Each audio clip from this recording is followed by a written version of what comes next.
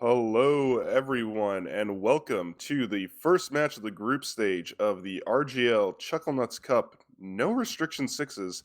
I'm Xenagos, joined here today by Flescore. Flescore, how are you doing today? What is up, everybody? I'm pretty good today. I'm actually really excited about this.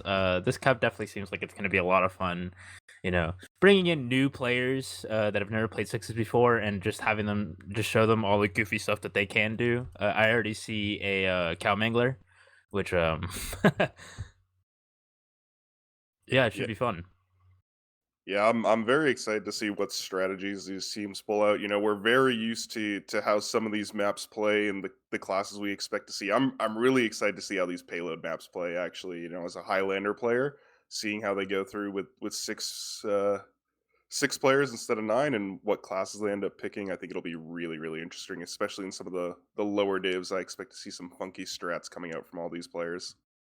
Yeah, it's honestly really refreshing just watching lower divs just kind of like make their own meta in a way, because they're not necessarily used to any of like the new strategies or like the really strong strategies that I often use in the upper levels. So they're just like, hey, how can we like workshop this?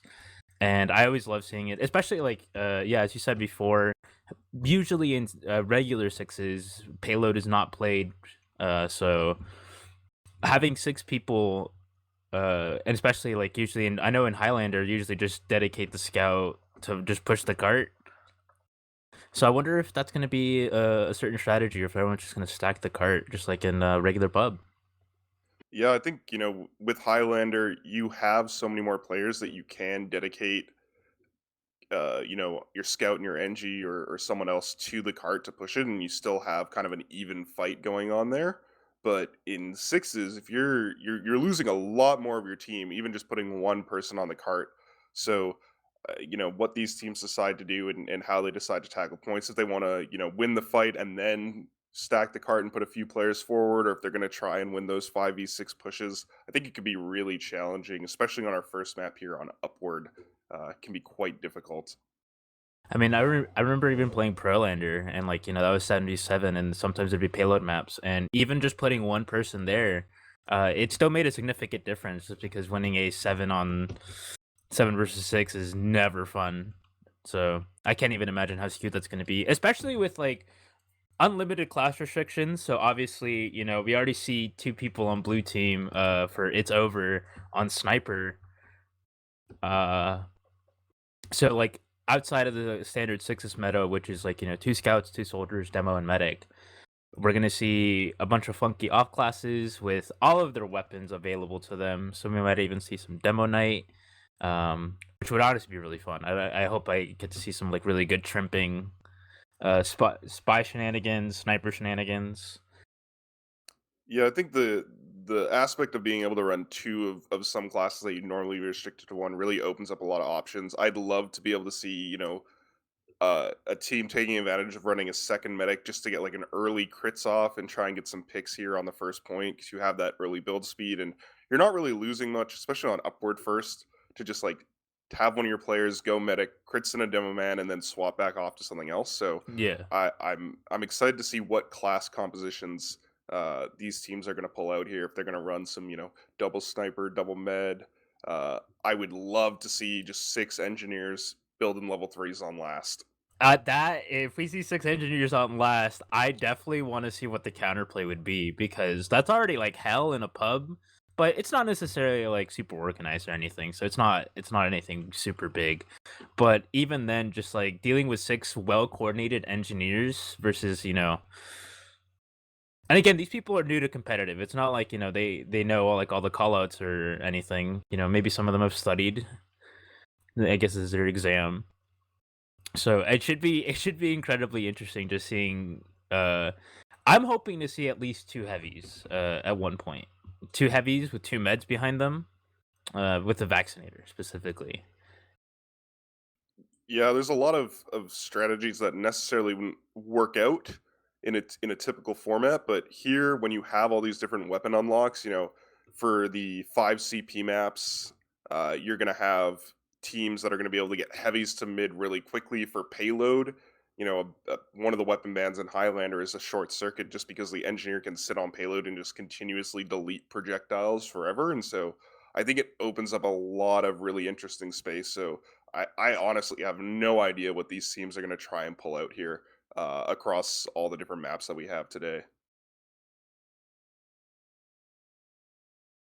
It's yeah, it's incredibly interesting just seeing just knowing like, hey, here are the you're gonna play the standard 6v6, but no rules. And especially with new players who are just gonna be like, okay, this is just like a smaller pub. Like we do have like the competitive in game, and that's kind of like more or less, but this is gonna be a little bit more organized. You're all in a Discord or Mumble if you're really old, and you're basically just making it work. But running over through these rosters real quick, we do have the Combed Greasers versus It's Over. Seems to be like It's Over is going to be starting off on blue side, while the Combed Greasers is going to be starting off on red. And there's a few aliases I recognize here. So we have Re, TMM, Board, Sergeant Joker, Effion, 8X, Nerd Sauce, and Foe. And on the other side, for It's Over, we have Sigilor, Spider Jew, Peanut, PK Beats, Cyber Wizard, and Territory 64. Yeah, I'm recognizing a couple of those names from the Highlander scene, so we'll see if they'll be over on their main classes or if they're gonna try and pull something else off. It's nice to be able to get on a different class you don't usually play, a little bit of variety, mix things up a little bit. Oh yeah, like it, I'm hoping that people kind of treat this as like a fun little pug. I know it's a cup and there's like bragging rights to be won, but have fun with it. I want to see some wacky stuff. Have six scouts running Mad Milk shortstop and just snipe them from afar. Yeah, it would be really cool if we were able to bring in some of those old item set buffs. Oh I think yeah. I might be dating myself a little bit here with when I started playing TF2, but scouts with 150 health, snipers that couldn't be headshot, all of uh those little tiny things. But don't forget about the spy not making any cloak noise with the Saharan spy loadout. That was incredibly busted. yeah, silent dead ringers were very good, unsurprisingly. It didn't matter if you couldn't disguise. You got him behind for free.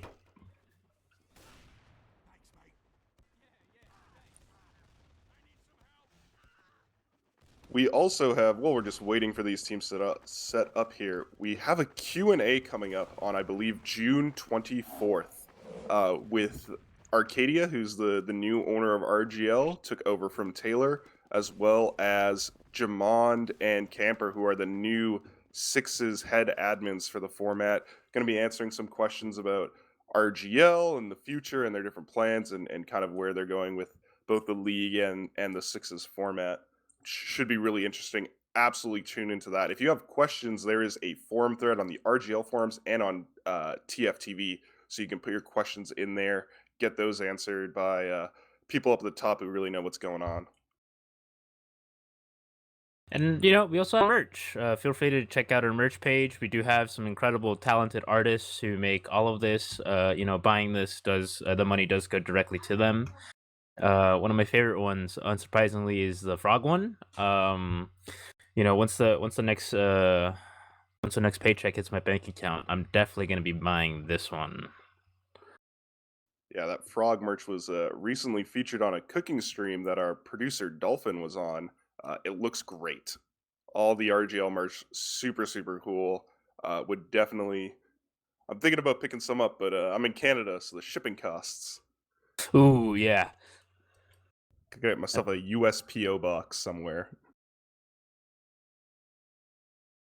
I do really enjoy like the simplistic designs. It's not like necessarily like, screaming out. It's not like regular merch, video game merch, where it just kind of like pops up and say like, "Hey, this is the video game." It's like there's some that are just really interesting. The Eruptive Love one, Don't Ever. Plus, Y- also you have the standard RGL badge logo. Shout outs to RGL. Thank you for quote unquote employing me for the past 3 years. And if you're a big J fan for all you Sixes watchers, they got some J specific merch there as well. I believe that some of the proceeds from that goes back to Jay as well. If you want to support him, that merch is really cool. My favorite merch is all the kind of minimalist map shirts. I believe they've had Oh one yeah. for Sunshine and Product at this point, and those are some of my favorite shirts. They look really, really cool. Yeah, I remember in our first RGL land, I actually got to meet up with Dolphin. Shout outs to him for producing this right now. But I did actually manage to cop a sticker, a little sunshine sticker, and I love it. I instantly put it on my laptop and I flex it anywhere I go. Cause it's just it's not the full mid. I think the sunshine one is specifically the Is it the lighthouse on it's the second? lighthouse. It's the lighthouse on second. Yes, it's very pretty. I'm not sure if these are available, but there's definitely some other minimal ones. It's very honestly really cool. There's a Korean. I'm looking at the merch. Look at the merch. And by the way, for the link, if anyone wants, it is shop.rgl.gg.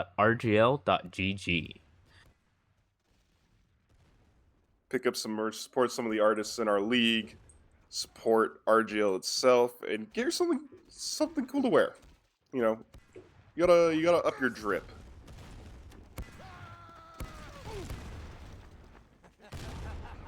Yeah, right now we're just waiting on these two teams. So let's talk about Upward. It's definitely like one of the standard payload maps, but obviously there's gonna be some differences both on spawns, strategies that could be made, especially in like professional level, whether it be high or low. So I know you're a Highlander player, and the last season I played Highlander was season 19 of UGC, so I'm a little bit dated. Yeah, I mean, well, what's interesting, Upward is one of our staple maps in Highlander, and I think this is actually like the first season, this season right now of Highlander, since UGC season 3 or so, that we're actually not playing Upward, but very well known by the whole community. It gets played all the time. Pub players know it, comp players know it. A favorite map of a lot of people, but it is one of those maps where in Highlander, we talk a lot about this map being a solved map. There's one way to hold each point. This is how you push each hold. This is what you do if you don't back out early enough. All these things, and so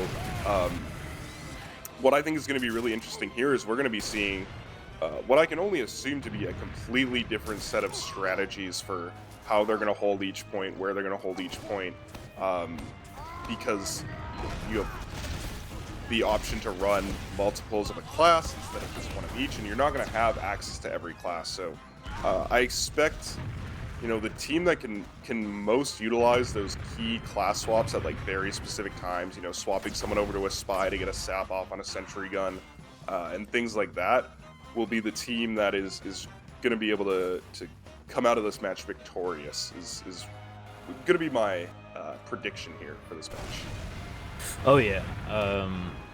I mean, like, this is a popular pub map along with like Badwater.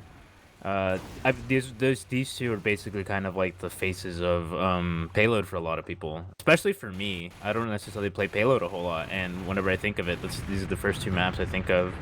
So I definitely do kind of understand like the solved map aspect, because I know there are some Sixes maps that people like do talk about.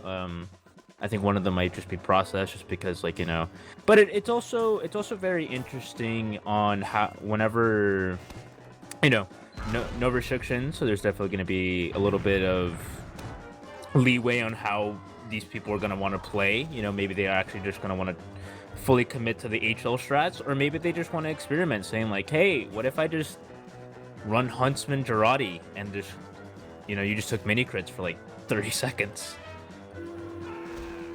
Yeah, absolutely. A lot of really powerful weapons that these teams are going to have access to. Obviously, any of the throwable jars, Mad Milk and Jarate are absolutely nuts. They're devastating. I think a really underlooked aspect of the Jarate is the fact that you don't have damage fall off on mini crits, so you can be pistoling someone from across the map for like full mini crit damage, and it's crazy. Mad Milk gives you so much healing. I remember the days whenever this was way back. This is way back in the day of like man, I don't remember what it's called. It was 5v5 format. It was capture the point, and your teammates respawn. Arena respawn, yes, arena respawn. I remember just like Soda Popper being allowed there was absolutely unfair. Just because Scout's already really annoying to hit because he's small and lanky and can like double jump just to mix up his air movement. Now just remove the limitation of just like the double jump and just being able to jump forever. Yeah, we got that. We've got the Machinas unlocked. We've got our teams readied up and ready to go. So we'll actually see what they decide to do, what strategies they decide to lay out for themselves here. Looks like we are going to have the double medics here on attack. I'm going to go in and check what guns they're on. Do you see red on crits? So, you know, the comb greaser is definitely going to be starting off. And here we see the standard staple of... Actually, this is incredibly smart. I'm actually surprised Board didn't do this, but a usual strategy is to suicide for the energy, just so the engineer just has more metal to build everything up. And running a scout there just to get there faster, die faster, and then you're able to respawn and get another engineer. Yeah, that is one way to make sure that you get all your buildings set up, is having just an engineer hang back and level up all your buildings for you. I mean, pre some of the most recent Eureka effect changes, I say recent, this has been a few years ago, the sacking was very popular, but it's not really something you see anymore because engineers are able to do the whole JAG effect rollout on payload. That is true. 2 medics here still. We'll see if they're going to go in for this double Uber and see what they decide to make of it. Just checking out for any stickies. We do have crit stickies, and that's going to be the first shot. Ooh, we see Peanut winning the fight over Adix here. And again, no teams are wanting to pry. They're still a little bit cautious. The sticks are going to be dead, and we see the first Uber popping up. Rui's just going to get W plus mouse 1, and there's already the sentry. The counter Uber is going to be popped. PK Beats is going to be going down, and we just see Spider 2 getting destroyed along with Sigilor. We do still have one more Uber in the bag, but Territory unable to find anyone. Just going to be retreating. Yeah, that sniper pick at the beginning is huge. It gives you so much space for your team to work with. Defensive sniper on upward first really can be a terror, and you see a lot of teams just fold to a sniper that they're not able to deal with. So getting that pick lets them bring that Uber in, and because we have 2 medics, you know, they have a secondary Uber. It's full Uber ad for free, and they're going to Uber in Spider 2 again. He's coming in just WM1ing every single person on the other team. It's working out pretty well. That's nearly a full team wipe. It's all up to Ree and Adix.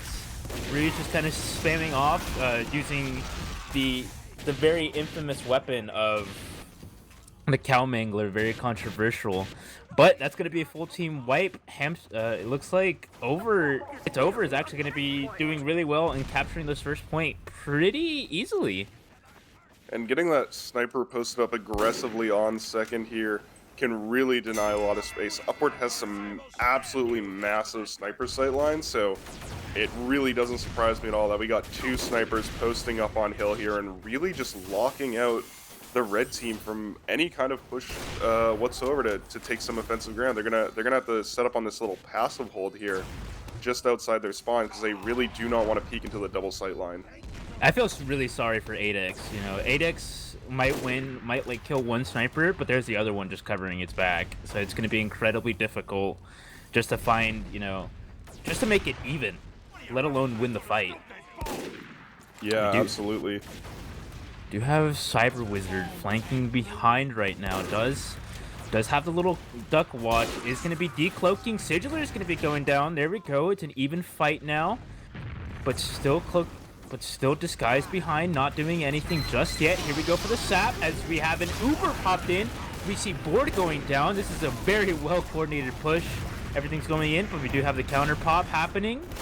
We do see some funny pyro shenanigans. Oh, trades happening all over the place, but looks like it seems to be going on the way of it's over. It Yeah, looks that's like another this swipe. point is over. That Yeah. was very well coordinated again. Like I was saying earlier, having that spy in there just to get that key sentry sap off lets them take in a much better Uber on offense, and they're going to have a little bit of ad here to work with when coming up onto third. It's a long way to go, though, so we'll probably be able to see a defensive Uber get built up, provided their med doesn't get picked off by Cyber Wizard here running around in the back line. Looks like they've actually swapped to another Pyro. I, I, Or I definitely do. I definitely would say that like running a pyro definitely helps out. You know, you're just invincible. 8x is gonna go down, unfortunately. But you know, not invincible, but just like doesn't necessarily take afterburn. Plus, also just the air blast helping out, just denying a push. And we do see Nerd Sauce actually going down as Cyber Wizard, playing in the little rafters up here. Just right above everything, we do see a little push, but Spider Jew is actually going to get both of them on a 9-kill streak, as well as Cyber Wizard, and this is not looking too great for the Greasers right now. Ooh, 8x, really nice shot there. yeah, But Greasers are gonna have to back up the last year. Pyro on the third point. I think even if you're not running a Pyro, for this point specifically on defense, like it's worth swapping over. I main Pyro, and this is a really, really strong Pyro point, which is them having to push up a cliff. You can get so many kills, and it's so easy to deny. Even without Uber and just a buff, you can do a lot of work. But they're already pushing in with an Uber here. Oh, Gonna be clearing out. We no. see this classic pub spot hold that actually a lot of teams in higher level Highlander have been transitioning to. Normally, you know, you'd see teams holding up in tiles, but teams have been opting recently to go for this pub spot hold. It can be really hard with the dispenser block down at the bottom, but they don't even need it. They just walk the cart right in. yeah, that was a walk in the park for his over. Honestly, they didn't really run into any transitions. Their Ubers have been so well. The way how they've just been able just to coordinate with the spies, saying like, hey, you know, they're only at just letting them know like what their Uber percentage is, and then just pushing in and knowing that you're gonna win that fight is incredibly strong. So you know, props to them. But now we get to see them on the defense as we switch roles, and we get to see so the Comb Greasers have to get all 4 points within 4 minutes.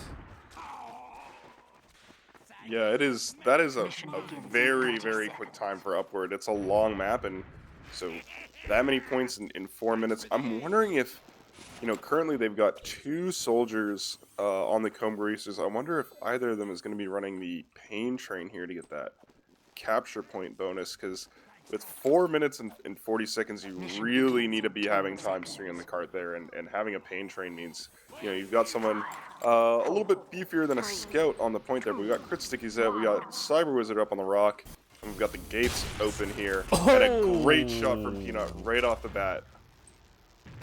Oh my goodness, Peanut is currently dominating. And I guess we're just going to see exactly what you said. We're just going to see that defensive sniper just kind of like... Because no one on blue right now is even willing or brave enough to even go outside. We do see Nerd Sauce kind of poking and prodding here. Does have the cloak and dagger, so it does allow for a little bit of shenanigans here, but still very difficult. Yeah, as long as Peanut stays posted up on Playground here, he can see all the spawn entrances. Really don't want to be bringing your meta, but they've decided to TMM out here, holding on to this Uber, getting called by Cyber Wizard, but he's going to go down to some nice pipes and rockets. So it looks like we're going to be looking to see an exchange here, maybe through main, maybe we're going to wrap around the back. Ephion is just getting up onto Playground, laying down some good sticky sentry gun, and here is the Uber stuck in that corner. However, it's going to be a really good deny again. Air Blast is so strong for denying Ubers. It looks like TMM is going to get burned down here by Spider Jew on that Pyro's Uber phase. They're able to hold on to it and milk it for a little bit, so they've got some Uber left at the end of that push. But these soldiers, you know, working their way forward with the demo, getting some good cart time, and it looks like gets over is going to be backing out here to second, but they're going to be taking an aggressive hill positioning for now. Set up their sniper Peanut to get some more shots off here on Yep. B-side playground. All the spam coming in is definitely really difficult to deal with, especially as an engineer.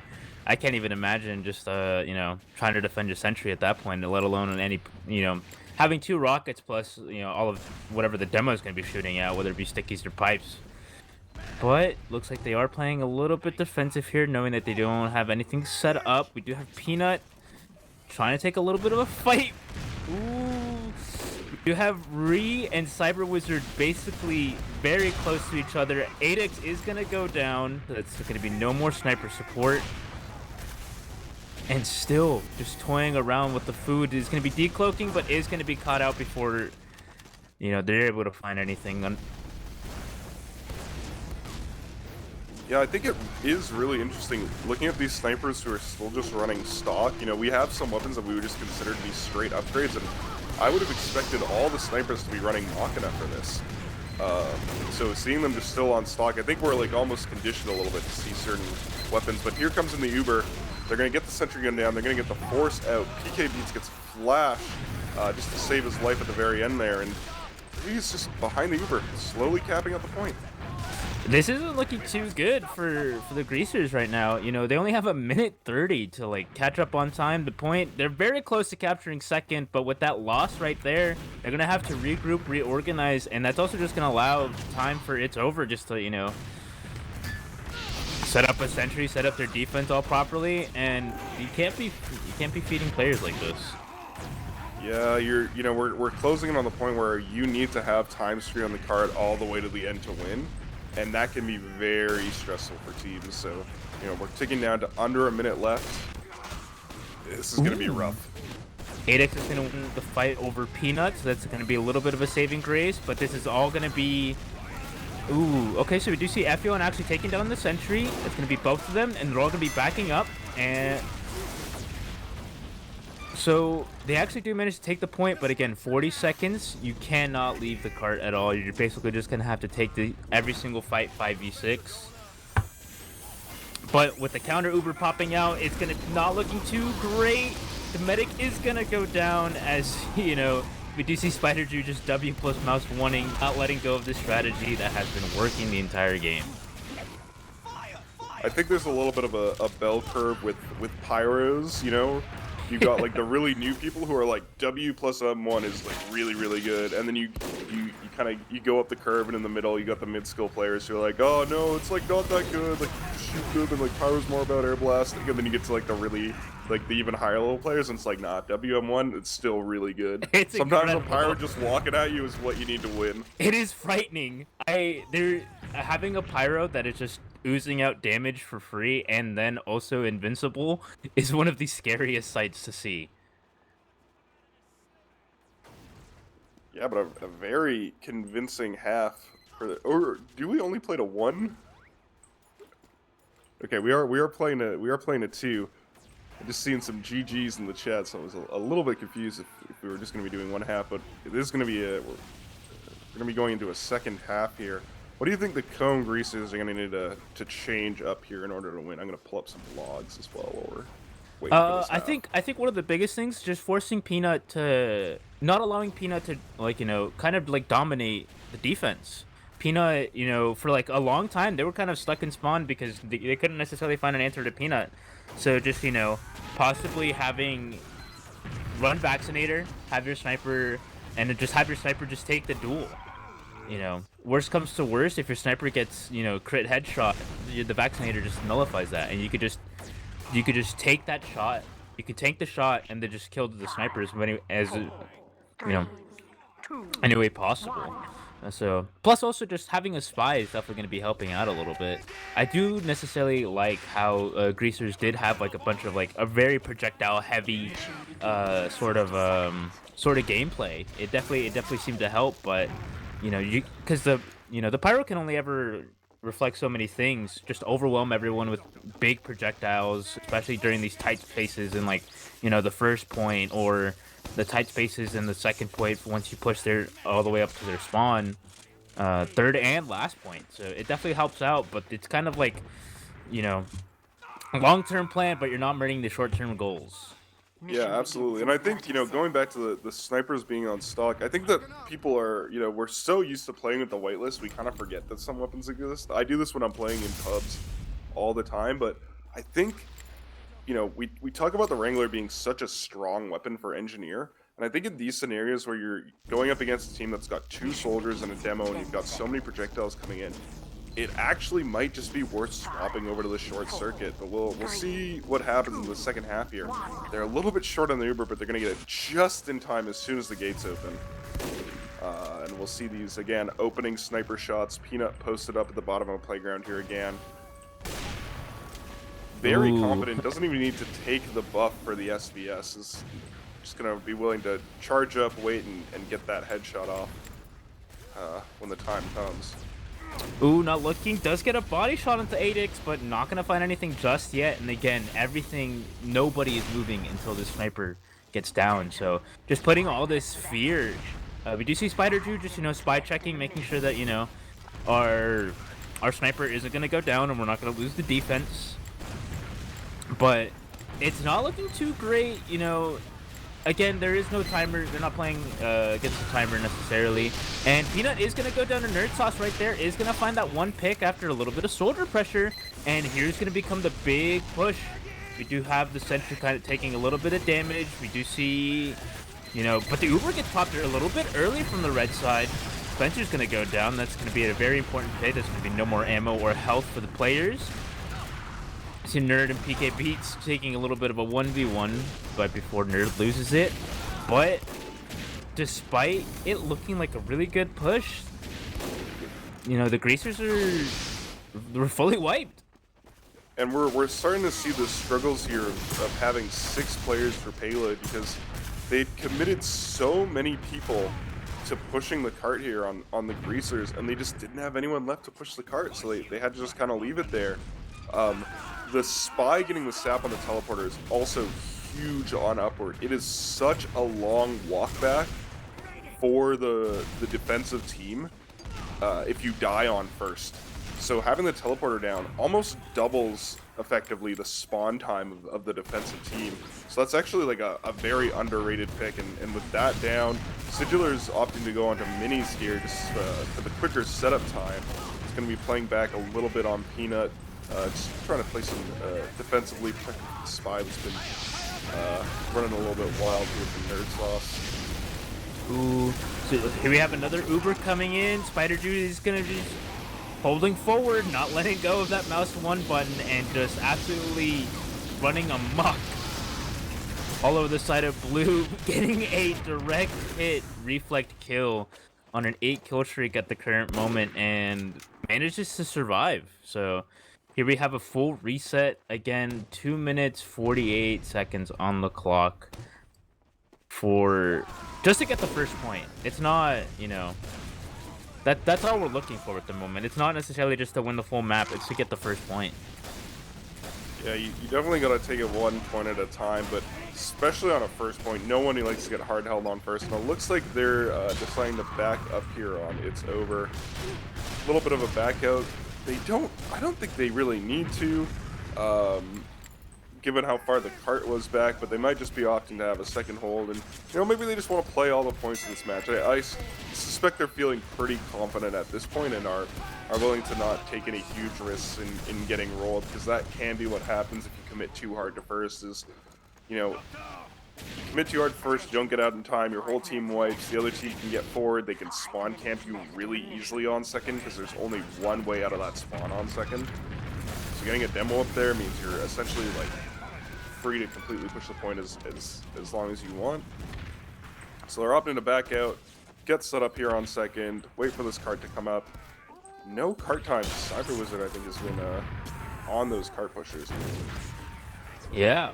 8x is going to find Spider Juice, so it's going to be a little bit of a saving grace, but Cyber Wizard is also just absolutely tearing down the offense. This little combo of PK Beats and Cyber Wizard has not allowed the cart to push up at all. Peanut does have a really good sight line, is going to be missing a few shots, but we also do have the Conqueror over here ready ready for a quick, fast push, plus also healing. This is going to be working really well if they decide to take this uber aggressively. And they do have full ad here, so they can go for a bit of an eco uber and run it if they want. But they're playing. I'm surprised at how passively they're playing. I suppose they've got, the sniper set up on the hill here for the greasers. He is on that Razorback, because I think Cyber Wizard's been on a bit of a tear. So on the Razorback, not going to be able to get buffed. Putting him at a little bit of a disadvantage in that SVS. We're going to see the snipers meet up here along Cliff, potentially. It's kind of lulling them into a false sense of security, they're kind of like paranoid a little bit, Cyber Wizard is just, not allowing the card to be pushed all that well, kind of like figuring out what's going on, but it's also really big. We actually do see the conch being pulled up, so there's going to be a quick little push right here. PK Beats is going to be finding a lot of frags, and basically stuffs the offense. Nerd Sauce is going to be the only survivor left to tail to tail.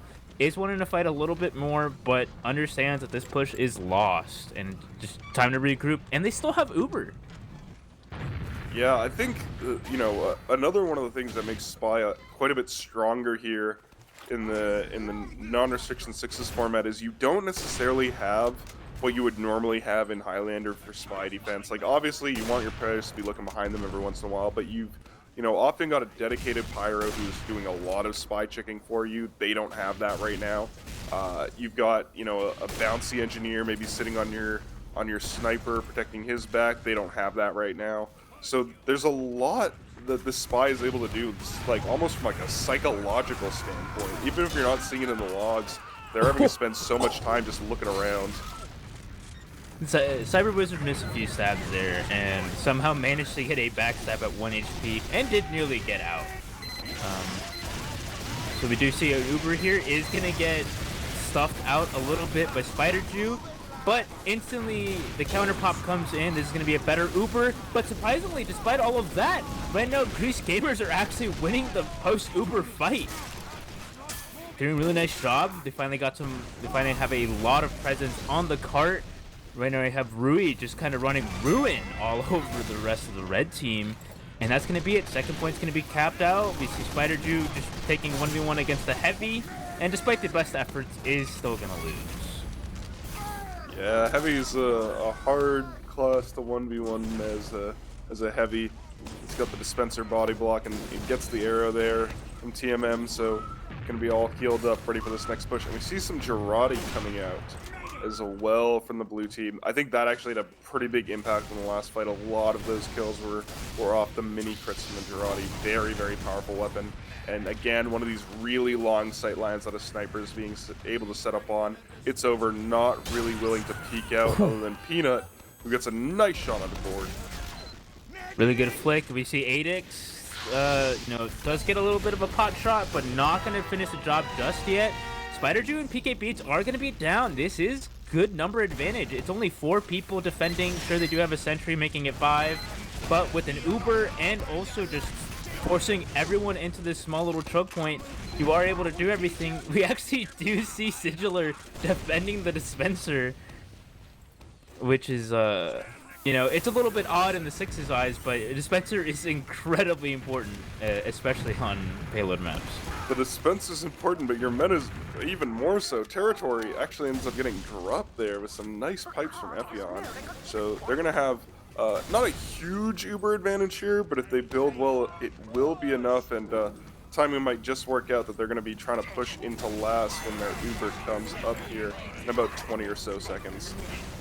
I do really enjoy this nice change of pace. It seems like it seems like the greasers have I've kind of found like their rhythm. Cyber Wizard is gonna go down, not able to be much of a menace as he once was. PK Beats still on Soldier. We actually do see Spider Jew on Heavy, not opting to be Pyro, just kind of like wanting to be a little bit more of a tanky. Peanut isn't necessarily as dominant as before, so it looks like they are paying attention. They are listening. They're playing a little bit more coordinated. It's even numbers right here. The sentry is gonna go down from the pub spot. Nerd Sauce is gonna get backstabbed. Cyber Wizard, despite me saying like, hey, Is kind of being stuffed down. He's gonna get instantly backstabbed. I didn't even realize that he had the. Oh man, what's your eternal reward? So nobody knew that the heavy died. Again, these weapons that we just don't normally see almost get these little hidden buffs because nobody's expecting a spy to come out with the eternal reward. Really good defense there. Uber, it's all up to board. It's just taking a Pyro 1v1, but with the medic there, it's gonna make it practically impossible. But they are so close. They are right there, and we finally see a demo knight. Let's go. We see Ephion. Wait, I don't see a shield. No, Never mind. He's using the katana He's with building. the new katana mechanics. What yeah, a to nerd. Build.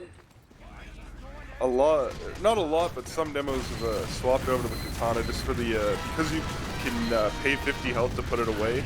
Yeah. You can use it to build really quite efficiently. So I know some demos use that in Highlander. Shout out to Katrina, one of my demo players who was big on that. We see Peanut, we see the Met just going for sauce on the point and is actually working. Does manage to get a kill on the Cyber Wizard and does bring TMM really close to Uber at 78%, but actually has to make it out of it. Actually has to make it out of there. It's looking a little bit chaotic. We had the sniper just taking pot shots, but it's gonna go down to Sigilor. Ephion's gonna get a double kill on both Sigilor and Peanut, and it's still a 2-on-2 Nerd Sauce. It's all up to Cyber Wizard to defend this, but it's gonna be over. We have an 11-minute round. It was a little bit treacherous in the beginning, and it started to look that way towards the end. But the Greasers have finally done it. They've made it to the end. They've achieved victory. All they need to do is defend. So I figured it out. There's a parade going on outside of my apartment right now, so I'll be closing my windows up in between this and our next match. I was wondering what the sirens were. I thought, you know, crime-riddled area, I guess. But, you know, who needs a parade whenever you got the Chucklenuts Cup, right? Yeah, absolutely. This is the real parade. Is the parade of the cart from upward first all the way into the pit on upward last. We'll see what these teams are going to be able to pull out here. I suspect that this is going to be pretty quick coming out from It's Over. A little bit of a repeat performance, but like you were saying, we did see the Greasers hit their stride a little bit after capping first. First camming one of those points where it just takes you so long to cap, and then the rest of your upward push is actually pretty good. But the time you lose there really can be detrimental to the team. So we'll see what It's Over is able to pull out. All right, we get the initial, you know, kind of like Normandy-esque tension in the air of like who's gonna win the first sniper duel, who's gonna fire first, whose bullet is gonna make contact with the head first. But it doesn't matter. Spider Dude's actually just W plus mouse winning already. Already getting so much damage. The counter Uber is gonna be popped, and is it gonna find anything with it? Just that's pretty surprisingly. You know. I think that strat is so good though, because even though they don't find anything, they have full ad because Territory has another Uber. Like sending in the Pyro to just WM1, force the other team's med, and then you have Territory at a full Uber. You can take it in at full ad, get a lot of space, get a lot of cart time. It's a really good strat, but they do have to use this Uber now, and here they come in. Spider 2 on the Demo Man. Going to be swapping off that Pyro, gets the Sentry Gun. Are they going to be able to pick up TMM on Medic? Two scouts with the Mad Milk pick him up real quick. They're going to be pushing this card into first. Nice and fast. This is what I wanted to see. Cyber Wizard is going to go down to level 1 from Nerd Sauce, but it doesn't necessarily matter. They're breaking his toys and breaking his heart because they're just strolling straight through this little tunnel area. They didn't even struggle. With 9 minutes left, they're in a very comfortable position, taking it like a minute faster than, you know, the Greasers ever did. And they're not allowing for any setup. Look how aggressive they are over this little cliff, just kind of poking and prodding, kind of, you know, agitating a response. Yeah, again, we're seeing these teams set up on the passive hold here, not wanting to really risk dropping anyone on the aggressive hold, because losing one player loses so much of your team. Oh, you have to be careful with these sight lines. You know, Peanut just knows all of them. We already do see an Uber being pushed. Adix is going to go down, and that's going to be 2 players down on red. You know, Cyber Wizard is going to go down, a little bit of a consolation prize, but with the... Oh, Territory is actually very low on health, but they is able to find the dispenser on the cart. So, a little bit of unfortunate... This is very weird strategy coming in from Nerd Sauce. Was building up the sentry over by the spawn, but somehow managed to hold it really well. Yeah, just snuck in there by Cyber Wizard. Quick tap into the cart. They're gonna force the spawns back. Nobody's hiding in the red forward spawn here, but they do have the sentry gun. Gets picked up by Nerd Sauce just in time. It's gonna be healed out. Looks like Cyber Wizard is gonna be able to get the sap off there. Force the engineer to put down the gun and start shooting back. And you got the rescue ranger. You're taking those mini crits when you're carrying that sentry gun. So it's over. Gonna be just slowly pushing in here. Adix in behind as the spy. Spider G's doing a good job of spy checking. Looks like he's gonna be tracking him down. Doesn't want to chase him all the way back to first though, and is gonna be heading on over back to the cart.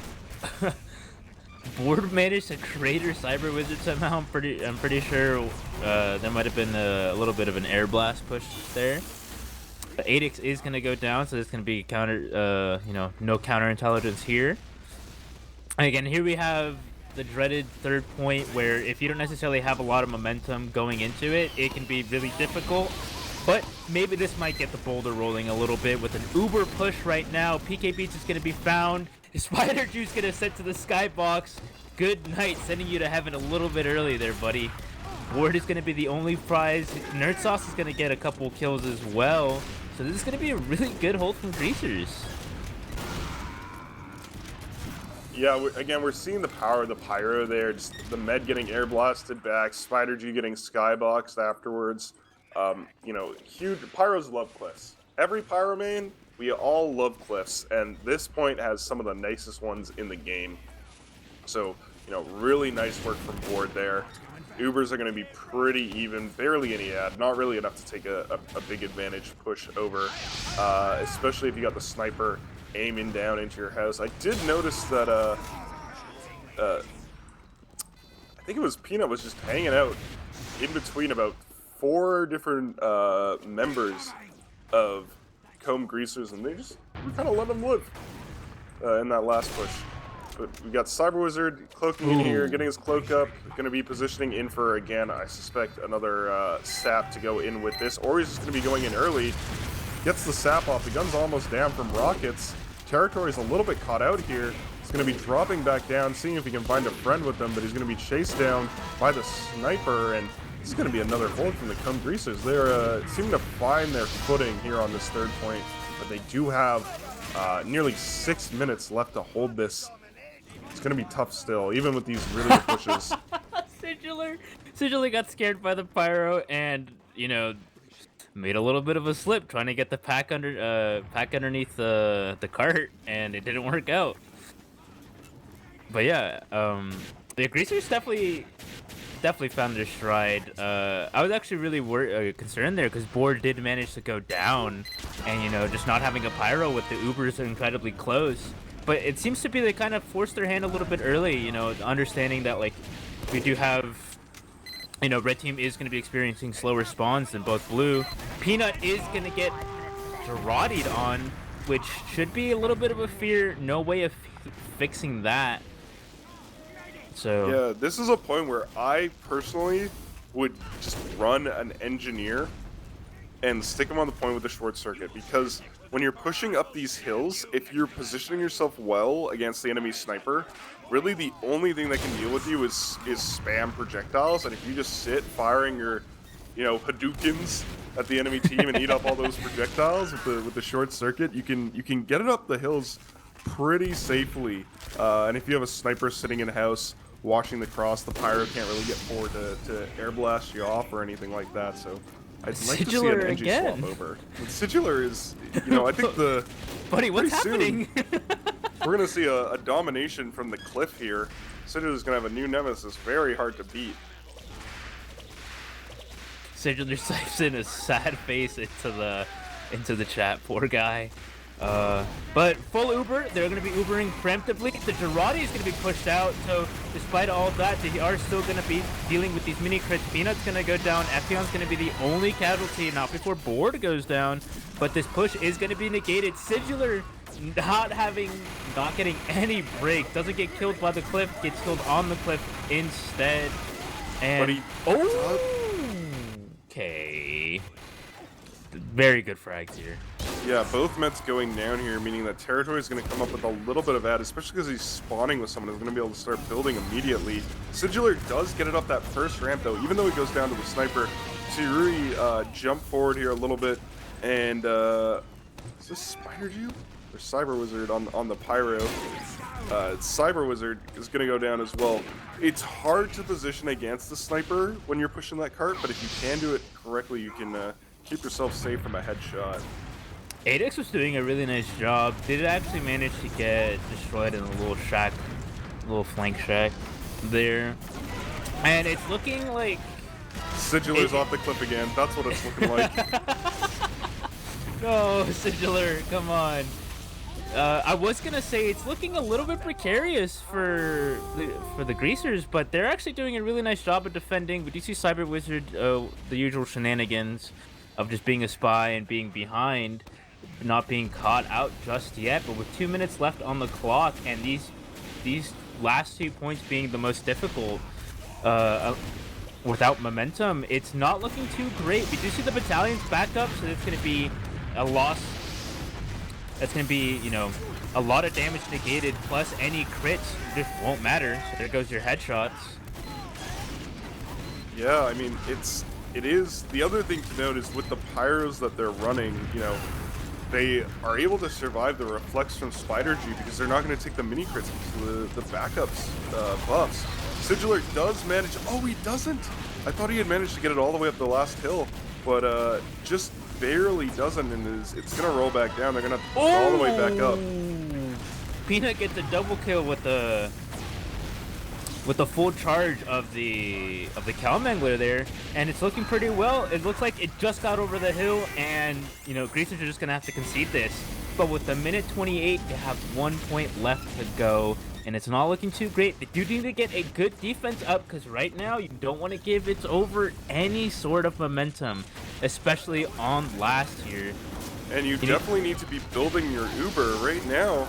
They're able to take in a very aggressive Uber for free here. We'll see if TMM is able to get out. Doesn't, goes down to Spider Jew here on Pyro, pushing in, and they're going to have heal advantage. They only have 2 players up. And they have some charge shots that are going to be disabling these sentry guns. High bomb comes in from Rui, doesn't manage to get anything. Sigillar takes him down. Now that he doesn't have his nemesis, the clip here, he's able to get some more shots off. Oh, really big sticky coming in from Adix. Actually pushes everyone off the cart, but it doesn't matter because that cart still gets pushed down with 40 seconds left on the clock. That's going to be it. Yeah, very close towards the end there. That was a really, really good third hold coming out from the Comb Greasers, but it's over. Wrap up the match there. 40 seconds left. Take this map 2-0 for our first round of the group stage of the Chucklenuts Cup. A little bit unfortunate, but it is only a group stage. You definitely are guaranteed more matches to play. And if you qualify, I wonder how big the playoffs are going to be. Yeah, I think it's going to be dependent on the division and how many teams each division has. But I'm hoping to see some good playoff matches tomorrow as well. I was honestly just really happy seeing, the different strategies, again, it's like the W plus mouse one Uber Pyro just to bait out an Uber, and then just have a second medic on backup, and just like, all right, here we go. They don't have Uber, we can just go in for free.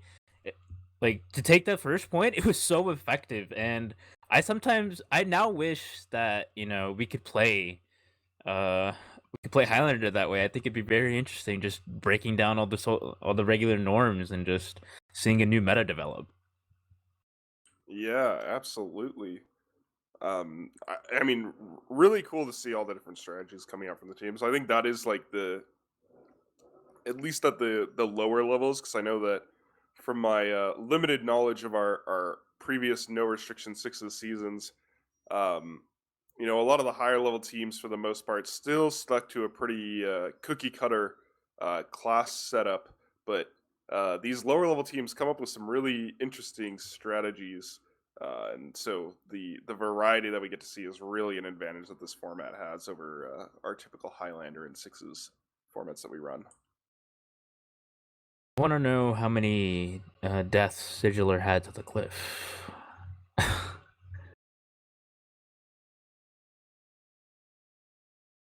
If I there's bel I think it was 3 because I remember chat was saying that if there was one more, it was going to be a domination. That's so unfortunate. Oh man, it doesn't show. It doesn't show. I guess I wouldn't say like craters. Would that be the proper term? Or self destructs? Yeah, I guess self destructs would be what it would be categorized as. Cratering, I feel like is fall damage, and cliff is just a death plane. Environmental kills for the pyro achievement is I think how it's described.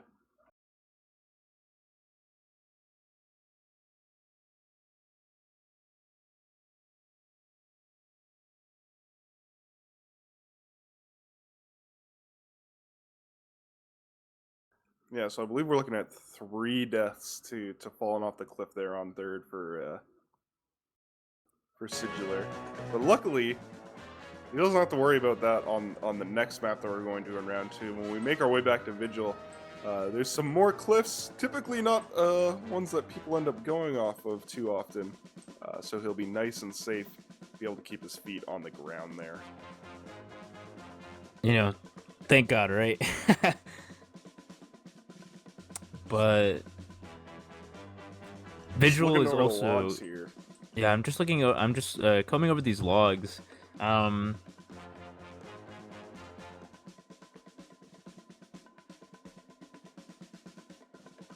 Yeah, big kills from Spider Jew. Obviously, fresh off his premiere in the new Across the Spideyverse movie. Not sure what his canon event was, but he's managed to make it for this Chucklenuts Cup, doing really well. Peanut as well on the sniper, able to provide a lot of pressure. yeah, Peanut was terrifying. 14 headshots in total. We did see, you know, that's not taking away anything in from 8x. 8x also did really well, but Peanut was a very scary defensive sniper. But again, as we said earlier, we do have an RGL Q&A on the 24th. Feel free to ask any questions, such as hey, what about the elusive RGL pugs, or like, what about the next RGL land? We did have the one over in Boston. Lots of fun. Come out, enjoy. It was a lot of fun to go, so hopefully, more people can show up on the next one. What plans does Arcadia have from RGL? Ask the new head admin, ask like the new, I guess, owner or like the face of RGL, just to like, hey, what do you want? And What that are the your goals? time for that is to be announced yet. It is going to be on June 24th. It is going to be on the RGL Twitch right here where you are currently watching, so you don't even need to go anywhere. Just leave it open until then, and you'll be here when it happens. Again, post on the RGL forums and on teamfortress.tv for any questions that you might have that you want to get answered by those particular members of staff. And in the meantime, you can go to our merch page and pick up some nice cozy merch. We got stickers, we got sweaters, we got t-shirts designed by people that you might be playing with. Who knows? It's all really cool. Find that at shop.rgl.gd.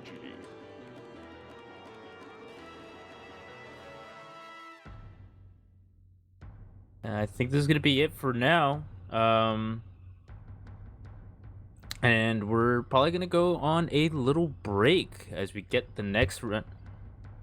At about 10-15 minutes or so, we're gonna have the next round of matches for you guys. So stay tuned.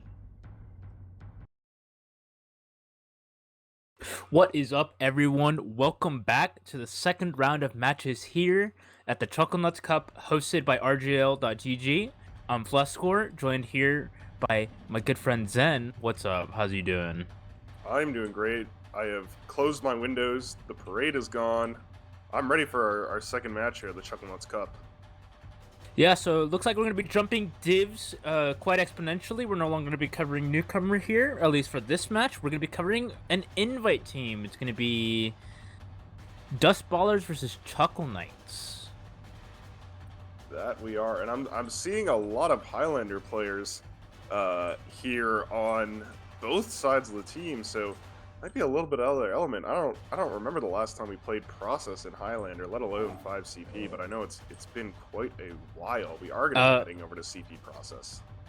Yeah, so it definitely should be very interesting. It is this. It's gonna look really similar. It's gonna look like if if you need glasses to see, you just don't have your glasses on for the moment. Everything looks fine, but in reality, we're gonna see a couple combinations of classes that we're probably never get to see, or same thing with weapons. Honestly, I'm really excited to see, because I want to know if these people just decide to do 2 separate rollouts.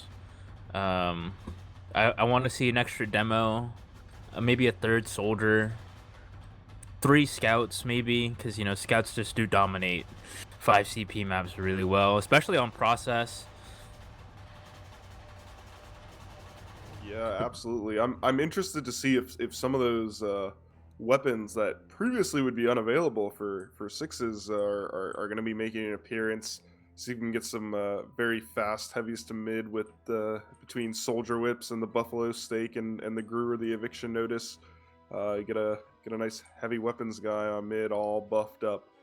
Basically, a mini tank, 450 health. Well, good luck with that.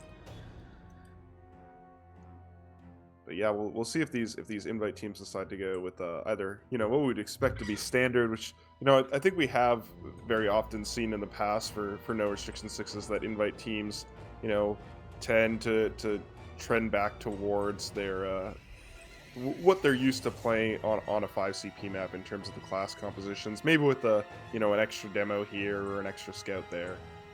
It's gonna be really interesting for for defense. I'd imagine just hey, if we just have 2 demos, one holds 1 through 3 and the other one holds 4 and 5. It'd be like, imagine 2 sets of stickies that you have to deal with. Ooh. I'm also, I'm seeing a decent amount of sniper mains here on the roster. Michael PC1, Arbiter, Libero, all, very accomplished invite or at the very least high advanced sniper mains. So I would not be surprised to see a sniper come out here, but I know that quite a few of these players that I'm looking at don't necessarily main your typical sixes classes. So I would not be surprised to see some more of the Highlander classes being brought out and run a little bit more full-time than when we would usually see them on a last push / a last hold. I actually do see JBT practicing the little the B-hop market gardens, which if if they manage to pull one off in the middle of the match, that'd be quite a sight. I already do see the Machina being used already. The direct upgrade. Like, sure, you can't necessarily no scope, but if you're at the point where you need a no scope as a sniper, you're most likely dead anyways. Just as we're starting off this match, heading into the first mid here. Do you see 2 demos coming out as well as a sniper? 2 demos. I do see Michael PC1 on the Criticola, and both soldiers are doing the Roma rollout. They're already incredibly aggressive on JBT. He's going to be able to surf all the way up, but is going to instantly die. We do see some milk being splashed, and it's actually going to be helping out a whole lot. Scouty's managed to get everything. Denny is going to be able to find Lord Sickens, and that's going to be a really dominant mid. Honestly, off the bad milk, I want to say. Yeah, Mad Milk, very, very powerful. Having that 60% healing off your damage is actually just crazy. Really lets you heal up. Michael PC1 actually going behind and is gonna delay the cap a little bit here. Oh, Oh, picks up a nice two piece on both the scouts, and right now, Libero and Percy are both gonna be stuck here. Two sniper mains on some unfamiliar classes. Not going to be able to hold their own on Demo and Medic and get wiped over on the second point. yep. Oh no, JBT is gonna be caught out by the full team, and Yo as well. That was a really good play from Michael. You know, just delaying mid, and not just winning every single 1v1 handed to him on a silver platter. Really, really well done. We already see a soldier taking a lot of space, but also getting body shot. But as blue team is pushing into the second point, they're just gonna have to concede this. We'll have to see what they decide to do here on the last point for the Chuckle Knights. What defensive setup they want to do, as the Dustballers are pouring in through the shutter and already pushing in the last. We see the heavy coming out here to try and tank some damage and keep that health up. Sniper purchase back up on Nest, and an Uber coming out from the Dustballers, forcing the teams back. They're going to be able to lock down these shutters very nicely with two Demo Men. I honestly really like how both Demo Men are both using different sticky bomb launchers. We do see one on the default, you know, the stock, tried and true, the standard. We also see one on Quickie Bomb, which definitely does provide a really good insight, you know, being able to like clear out stickies really well. But here we go. No more double demo, unfortunately. We're going back to the standard 6 boring classes that we've always seen. JBT is going to be cratering instantly already. You know, no funny shenanigans here. We do still see Denny just throwing out some pot shots. The Tracers are just all across mid. And again, the Mad Milk is working off really well. Bo's getting so many assists right now. Yeah, we'll see if they're actually able to finish up the cap on this one before Michael comes in behind. They got him on a longer respawn time, so I think they're less worried about that quick double kill that he got last time, and they're going to be able to cap up second here nicely. It is going to give some time for the Chuckle Knights, or sorry, the Dustballers to set up here on last. We'll see if they want to do anything fancy here, but it looks like some Mad Milk's coming out, and we've got a pretty standard hold. Really good kills from Jelly and Apathy there, kind of shutting up everything off. No sniper and losing a scout there, really important. Pyrus running shotgun pyro. The Uber is going to be popped, but so is the counter Uber, and that's going to be a dead push. Stopped right in the water. They are going to be pushing directly straight out. Pyrus, W plus mouse warning, still using the default decreaser. That's how you know. No, not a pyro main, not a real one at the very least, because the stock flamethrower would just do. Yeah, I'm fairly certain that Sixes players tend to stay on that stock flamethrower for their last holds. Highlander players, we like that either swap speed, so we want to be using our secondaries a lot. Looks like, you know, both teams just kind of settling in here, maybe waiting for some Ubers. We've got some trades going back and forth. Scouty getting it picked up on the soldier there. But lots of picks coming out from the Dustballers, so I think they're going to be able to walk on out here and cap up second pretty nicely. It's honestly working out pretty well. They have full Uber advantage. Michael was running a really good heavy right there. Both defended the medic and just kind of like shut everyone down. Looks like Pyrus is just going to be running Pyro straight into mid, which could be really interesting if we already saw last match. But not if Denny is watching the sightlines. Already has that really good sniper sightline, and it seems to be that people are wanting to test this a little bit. But the Uber is going to be popped first. Michael's going to be dropped before the Uber gets anything done. Jelly is going to find Libero, so it's going to be a little bit of a heals advantage, but they're all going to get Jarati'd. This is not looking too great. Denny's going to find another headshot, and this entire push is going to be negated. Yeah, you did see Jelly try to bomb in there and just slam directly into the skybox. So I think he was trying to get all the way back there to Denny and wasn't able to make the distance, unfortunately, with the flash. Which means that we are going to be seeing the Chuckle Knights cap up second again and be getting ready for this last push. They're gonna be at a little bit of an uber disad here. Libero not even building yet. But if they decide to go in for a uh, dry push, it wouldn't even matter to begin with. I am genuinely enjoying like all these like they're running the same like the same meta as what we see, but they do add like little additions that like make the classes so much more powerful. Scout with Mad Milk. One of the scouts on blue has a Criticola just in case, just for that extra damage. Sure, you might take more, but you're already annoying to kill. Denny right now running Jarati with the Machina, just extra damage for free. Yeah, those mini crits really can up your damage efficiency. It's only like about a 30% damage increase, but in a lot of cases when you're taking something that used to be, a two-shot with the scattergun and bringing it down to a one-shot, you're essentially doubling your damage. To be really, really strong. Ooh, it's not looking too great. Percy barely survives with his own life. Michael is going to get down after overextending, and they're down a medic and a heavy on this last hold, but it might not necessarily matter because they are getting the frags here. It's an ugly fight here, but in the end, the Dustballers are going to remain victorious. We do see some Mad Milk being thrown, and we do see some people drenched in it. It has a deceptively wide range. Yeah, Psykins does drop there just before that push in, but they're able to pick up Libero in exchange and come out of that with about a 40% add. Which is going to be pretty big. We got one of the banners coming out.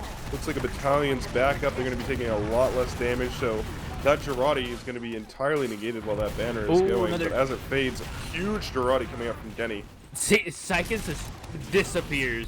It's absolutely melted. But looks like the frags are going towards the side of the Dustballers. That's a full wipe despite the really massive Jarati there. But not going to matter just yet. Yeah, Psykins does go down, but as they've capped up mid, they're going to have these shorter respawn times, about a 10-second ad. That could translate to about 25% Uber ad if they're building well, and looks like they are on the Boston Batcher for, it's actually the 3-rune blade. It's the more expensive reskin, We remain classy here, right? You gotta spoil yourself. Of course. Once you're getting up to invite, you can't be running around with just the original version of the weapon. Oh, like you can't have like a wooden bat. Like, come on, have some standards. But looks like they are double NG. Double NG. We have a mini sentry. Okay, double NG plus sniper. I'm annoyed. Oh, and the short. We see the short circuit. We see the Kamehameha blast coming out. Nice shots coming from the sniper. They're going to be Ubering in for that mini sentry. Oh, it's and a the Wrangler. piece. The Wrangler on the sentry actually manages to find Seekens, and it was a failed push because both of the engineers just were really annoying about it. Yeah, the mix of the Wrangler being able to just target whoever you want, and the short circuit just deleting all the projectiles, keeping their sentry gun alive. Triple health. You can't lay a bunch of stickies down at the bottom of it. It looks like they're going to be able to push out here for the Chuckle Knights and get up on this point.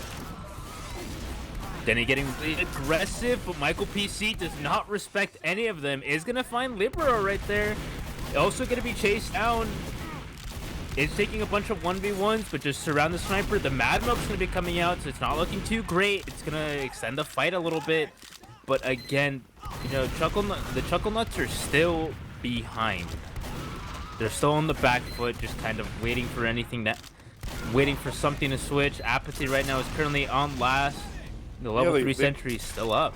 They popped the Uber out there and somehow managed to drop their players rather than kill the enemy.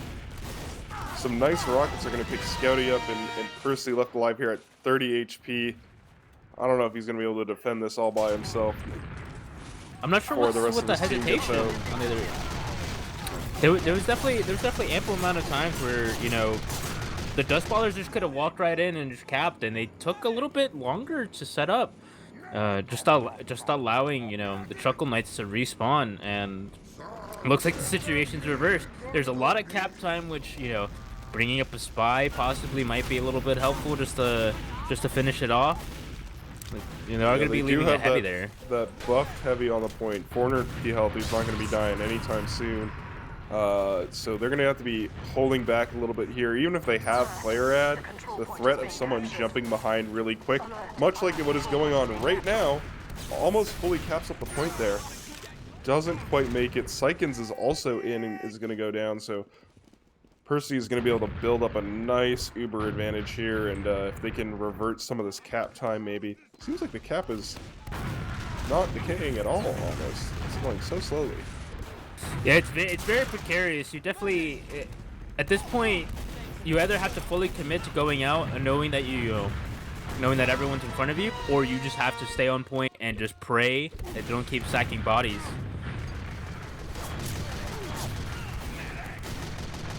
You Both see a little meds are bit just dropping left, right, and center. It feels like Yeah, we they're- haven't had a good Uber this whole round. Yeah, but both. I feel like both of these teams are just kind of desperate. But just as you say that, the cap time is going down rapidly, and it's looking like it's finally going to stalemate a little bit. But both these teams, I'm honestly kind of surprised how they're not necessarily taking advantage of some of these pushes. You know, like the numbers advantage in sixes are drastic. There was 2 down, and they still decided to play it safe. You don't want to risk a back cap, anything of the sort. But I guess that's also a true genuine fear whenever you don't necessarily know what everyone's playing. You could always have a spy. Yeah, absolutely. They do have all the players in front of them. It's going to be even, and an Uber's going to come out from Sykens. Pick up quite a few kills, and they're going to be trying to push this last point again. Heading against the sniper and a demo. Like DC1 on 1 health. Goes down to a sticky wheelbarrow. Ooh! Big damage coming in, but shoutouts to Jelly. Does manage to get the 2nd point. Yeah, Really well Dustballers are going to be taking this up 2-0 now. See if the Chucklenuts want to bring out any kind of unusual practices. I was in Joey Lemon's stream earlier on Upward, and they were talking about sending in some sticky jumper demo man. Get a really quick bomb in and pipe the world. But it looks like, again, just a pretty standard rollout here. Both soldiers going in quick into the enemy IT. We do have double demos happening right here for the Chuckle Knights. JBT is going to be the first casualty yet again, and these mid fights are looking fantastic, spectacular. The way how the Mad Milk is being used and optimized is incredible, but it doesn't matter whenever you allow both soldiers to flank into your IT and absolutely wipe your team. Yeah, Libero very low on point. It's going to go down from the double soldier bomb, as well as Sykens hitting some very nice arrows out of his own IT. And they're going to be reverting this capture and hopefully turning it over to the blue team while Pyrus gets a little bit aggressive here in the enemy choke. JBT gonna go down, a little bit unfortunate, just unable to catch a break.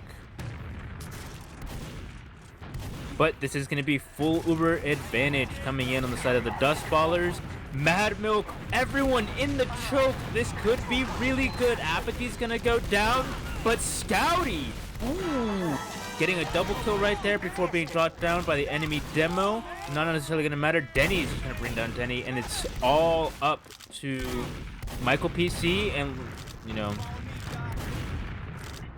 Yeah, the Uber getting forced out there from Sykens, but Michael PC, you know, sniper mains, they're known for being able to hit shots, and so even though he's on scout here, definitely able to hit those huge meat shots, clean up the enemy team pretty good, salvage a not great situation. They are going to be at slight disad here, about 25%, so we'll see if the Chuckle Knights want to use that to push out, but they are dropping people, and now there's a 50% ad as Percy goes down on the medic. Ooh, Denny gets a really good shot on the Michael, but it's looking a little bit lost. Does want to find a little bit more here in this rollout area. Just kind of hanging around by 2. But everyone's going into lobby at the moment. They're fully capturing it. They do have massive Uber advantage. So might want to rely on Denny just to find a miracle pick right now. Look at this soldier on last here. He's just hanging out. Oh boy, I love wall bugs. He's gonna Look, the Seeing both Uber of them was popped drops early. right into Psychins, and he's gonna actually be able to Uber through that soldier that was hanging out above him. But now he's straight behind it. I don't even know if they know he's there. He's gonna get free rockets off on the demo, but the point's getting capped up, and he bombs in just too late. The Chucklenuts are going to be able to take again that third round. Yeah, this has been a really dominant 3-0. I'm actually really surprised. I know the Chucklenuts have been looking really good. You know, last mid was the first mid that they actually lost on these, and you know they've been looking really well. Looks like we do have JBT experimenting with the new rocket launcher. I forgot what it was called, the airstrike. And we have both soldiers landing on the choke. Want to do big damage. Psychins is going to go down instantly, not before being traded, but it is even numbers here going into this mid. Denny's hitting insane shots right now, and Michael PC is going to be chased down. It's all up to Apathy and Jelly, both at 103. Jelly's going down very slowly, but it's not going to matter. It's all up to Denny. He's going to be swinging in, trying to go for some miracle shots. They're just toying with him, and he's going to go down. Denied. I think coming in from Highlander, these players are used to having their medics with a little bit more protection. You got a heavy on you, you got a mini sentry, you got a pyro, and so seeing a lot of medic deaths again with these wall bugs just chilling out in the skybox. That could be a great sniper shot through I think through they the see him, railings. don't they? They have to, right? TF2 players don't look No up. way, no way. I need you to look up right now. He drops on Psychins, and he gets the rockets roll. Oh my goodness! Like, I thought that was easily visible to me. We do see Jarate on 2 players. Jelly's gonna go down. Really good Jarate from Denny, and we do see Spazro just Jarate over here in IT. Gonna be forced out. A little chip shot from a scout just did 50 damage. Yeah, I mean, even if you're just standing at the entrance to IT looking forward, you can see where that soldier was hanging out. So, you know, it's interesting that they just let Psychins drop to that. Looks like we have another reaggress mid, reaggressing back in this mid fight. Not wanting to give it up just as easily, but they are winning the fight. Scouty is just gonna get another headshot. Here we have 2 snipers. You know, no longer want to play around. Just, you know, you guys want to play? Let's go. Denny, ooh, does manage to get a headshot onto Lord Psychins. An amazing surf. Holy moly. This is honestly insane. You see Vo collecting a few rockets. But despite all this effort, it does not matter. Percy's still gonna go down. Chucklenuts are going to be able to cap up that last point. They're going to have actually quite a bit of ad here if they're able to keep Psychins alive. Percy on a and as I say that Scouty goes down, I just need to stop mentioning Meds dying, because I have casters cursing these teams all over the place. I mean, I can't necessarily blame the medic. You have 2 really good Highlander snipers basically gunning for you. Scouty getting another shot. Oh my god, that's 4. Scouty's right now just currently dominating, especially on process. This is the map to do it. Scouty's just running straight into mid. I'm gonna be on your POV only. Already has the next victim. Gets a body shot onto the medic. All fine. 104. Just gonna force the medic out of this fight and basically gonna win this mid. Scouty's on a 5K right now. I think they had the wrong person on sniper for their team this whole time. I mean, no shame to Denny, but Scouty. Plus the double Jarate just hurts a lot. Yeah, absolutely. I think you can, you know, really make use of the jars here.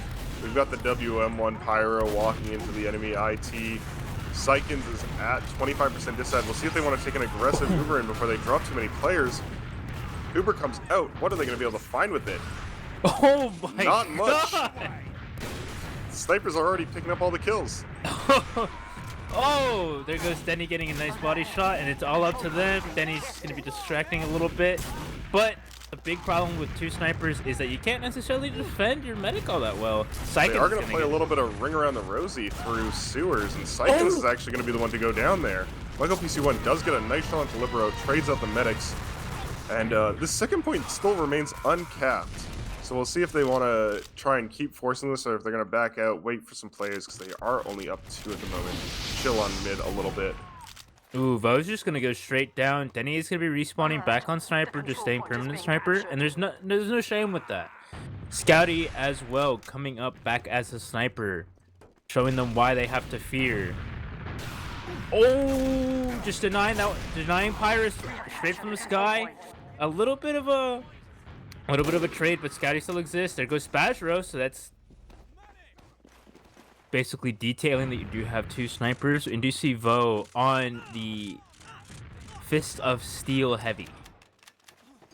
Yeah, I think they might be trying to build a little bit with this Fist of Steel. I don't know. Libero doesn't seem to be healing anyone right now. And Oh he's actually no. going to go down as well here. He got rushed down. Apathy right now is currently flanking on the point. He's going to be trying to get in on Denny. Denny doesn't end up managing to get the Girardi off there. And looks like Chucklenuts are just swarming all over the point. They're ants. They're just everywhere. And they're going to take that right into last. The lone heavy standing firm on the point. 5 players shooting at him. Triple scouts on the point. Going to cap it up, and that's going to be 4 rounds. And this match, I believe, is over. That's yeah, that's it. We saw moments of brilliance. I love seeing like, this is sixes, but not really. Because you basically had the same spirit of just like pushing back and forth, constant picks, very fast, fun excitement. Plus, like, everyone got a chance to shine. We did see Denny hitting some insane shots. Scouty just like, it's like, hold my beer real quick, and decides to pull out a 5K out of nowhere. Michael PC being an insane scout, Spazro basically single-handedly winning mids with really good Mad Milk placements.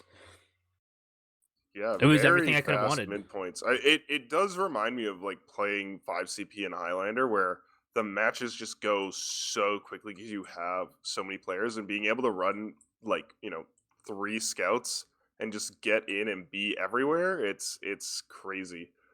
They're like Uh, wasps.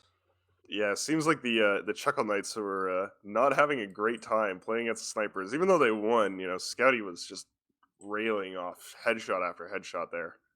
Their offense was really good. I really like whenever they were able to get, like, the steam train going, it was going. There was no stopping it. But once they were like on the back foot and they actually just kind of had to like take a pause and everything, their defense just kind of crumbled. And the Dustballers just look solid all around.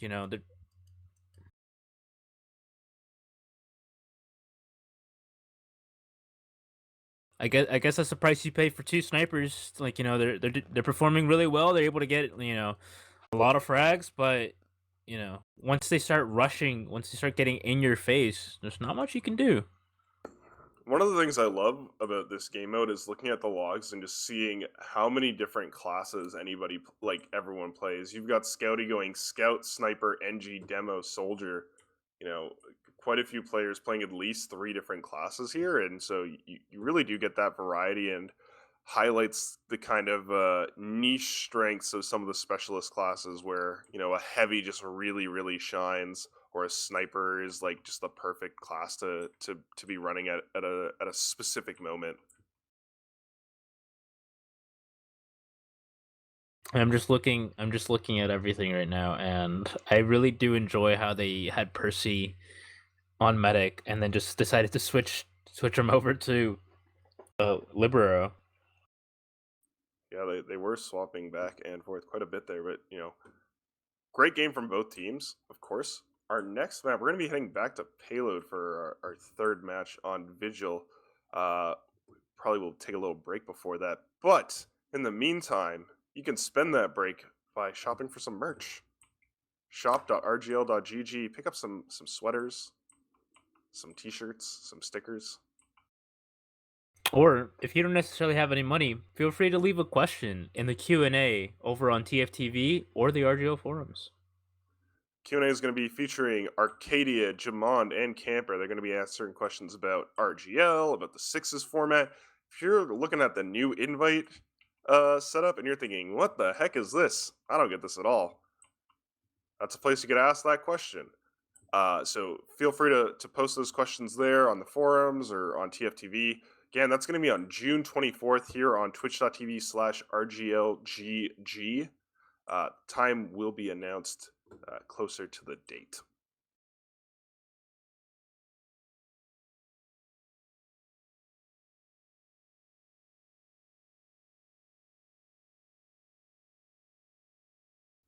We will be seeing you in a little while for PL Vigil.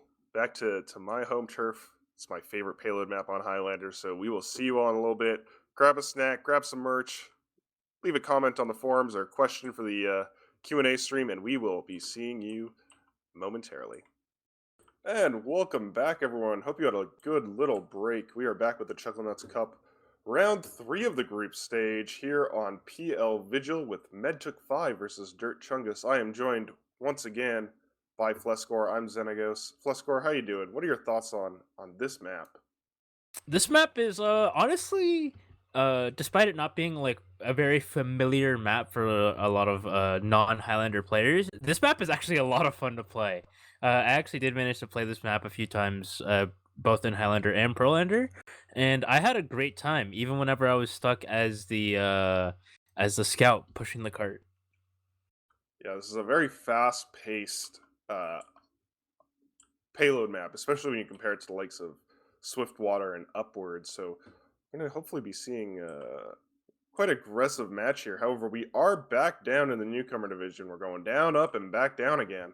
And judging by our little pregame chat we're looking at here from the teams, they're both quite unfamiliar with this map. I don't know if either one of them decide maybe pick up some coaching, check in with some of the higher level invite players who might be offering some mentoring services to get a little bit more of a feel for this map than they normally would have just going into it blind.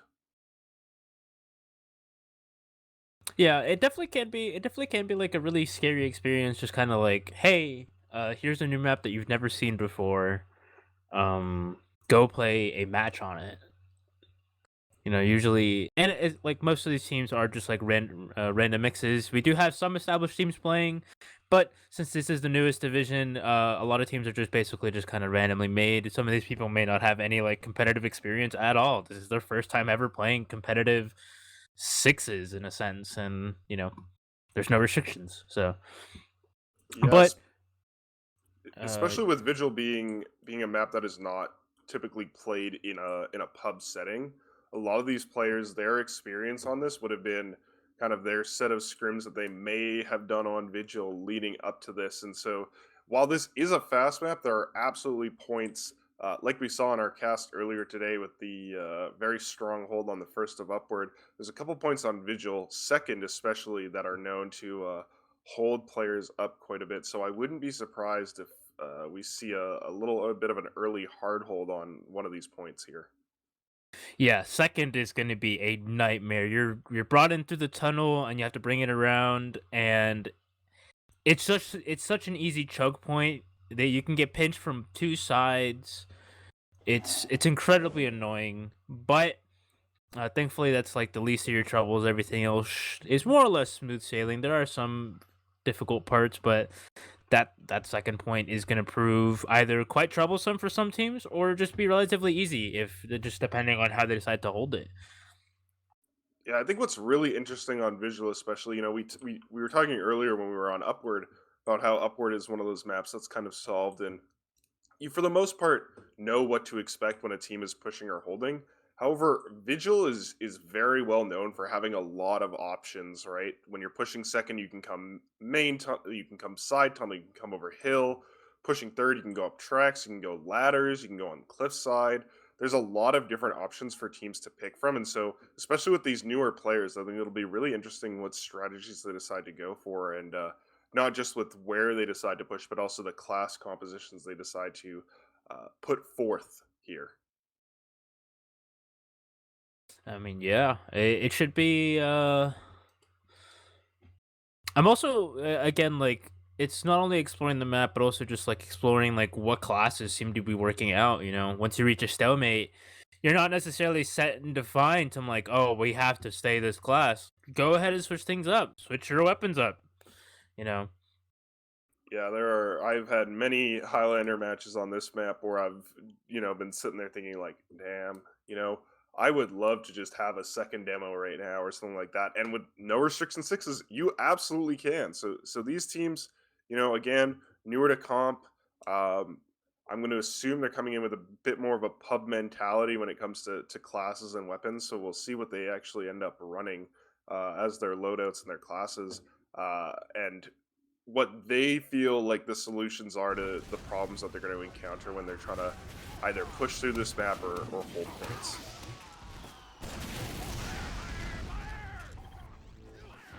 Looks like we do have everyone currently in the server. Should be really exciting. I mean, there are going to be some absolutes. Like most of the time, the defending team will just have an engineer. Yeah, I But suspect we're going to be seeing a medic at least from either team. I wonder if they'll pull out the two medic strat that we were seeing earlier on. Vigil First is known for being like a very, very soft hold in terms of a point, much like how Swiftwater plays, mhm. where, with Upward, yeah, you're not like fully committing to holding first, you're ready to back out if things aren't looking too good, but you are setting up like a pretty established hold and will probably take an exchange there. On Vigil, you really want to avoid exchanging on first at all costs, so that double medic rollout might not be as strong. Again, we see teams sacking for their engineer. Uh, I love to see it. I love it. You know, stats don't matter. Be a team player. I actually noticed one of the Jardy players going spy and checking out the meds medigun, just making sure, like, are they running Uber, they're running crits, making sure for all of that. So Mission begins in 10 seconds. looks like they're actually going to be on quick fix, so we'll see. Juno here on Soldier's got a very nice unusual.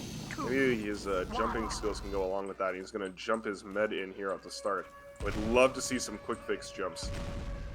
I think it'd be very fun to see, because quick fix is a lot of healing. We already do see the first casualty. Ziggy didn't even know where they were shot from. A little bit unfortunate. Ooh, trying to force out a little bit of Uber from a quick fix medic. Nothing just yet. Looks like they're just peeking over this corner, and High is already getting a few frags here. We see Lunar wrangling their sentry just to destroy any stickies that are close by. Oh, and here's the short circuit strat that I was talking about earlier. Yeah. You have the NG on the cart. We're just spamming his little short circuit balls forward, clearing up any of the projectiles that are coming towards them, and they're able to deal with this double soldier and demo spam very well. Really leaving just the sniper as someone who's able to shoot carts, so they're going to be able to cap up first again. Bit of a soft hold.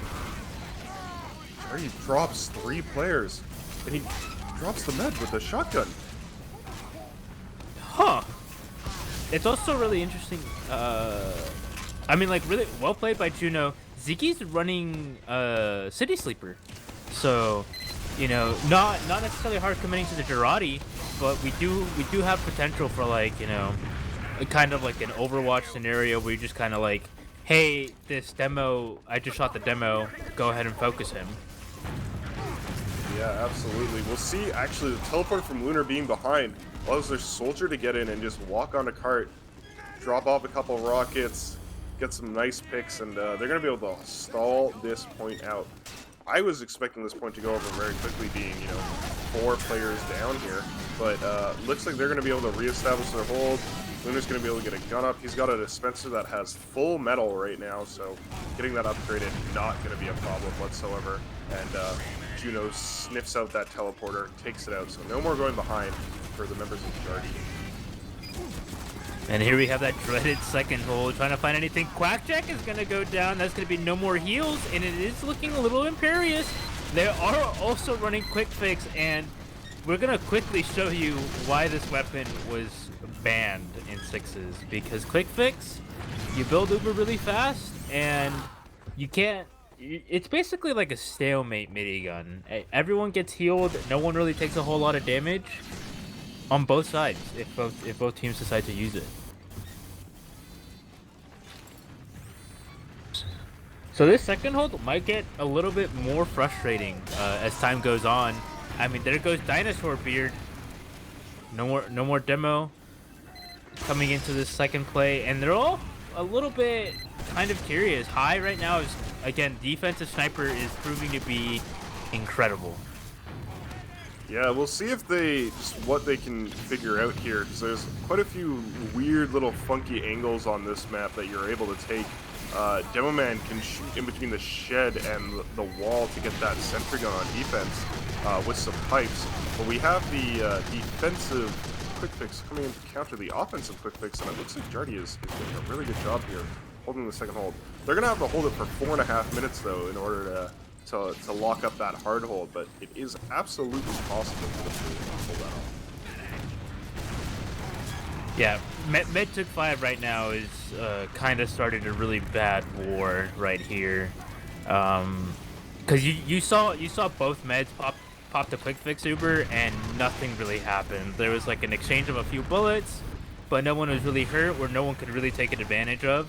So this is all gonna really rely on the dry push and hopefully getting something down. Yeah, it seems like they're slowly making their way uphill. High posted up over by the satellite dish. It's gonna, again, railing off shots, gets Funkwagon. But the demo and heavy are down for Jart. See if they're gonna be able to clean up anything off of this, but that quick fix just keeps everyone alive so well. When you only have 5 players to shoot at someone quick fix, they're pretty much invincible, other than a nice sniper headshot coming in. So if you're able to deal with the sniper, Jarty is dropping a lot of players. Juno getting the sentry gun spam on. Lunar is trying to body block it a little bit. We'll see if they're able to capitalize off all these picks before they're able to reestablish and get some part time maybe. The respawners are here. Everyone, it's looking a little bit rough. This actually could be really bad for Med took 5.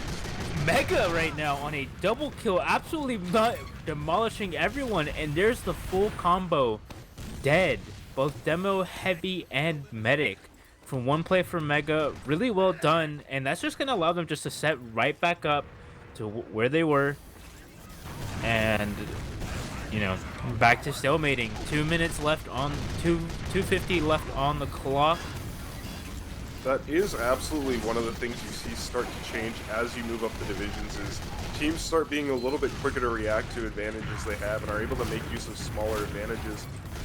Mid took 5, just taking a little bit too long to capitalize off the fact that Jart Chungus had so many players down. Juno doing a really great job spamming that sentry gun from side tunnel though. Able to get the level 3 down. Zammy's going to get up on the shed. Is he going to look down and see this medic that he's able to kill? Oh! He gets the quick fix off just in time, but he doesn't really have anyone to heal here. It looks like Jart Chungus hopefully, finally, are going to be capping up this point here. They got Funkwagon on the cart here. And someone got an achievement. Yoshi Bobby just earned the achievement intern. Congratulations.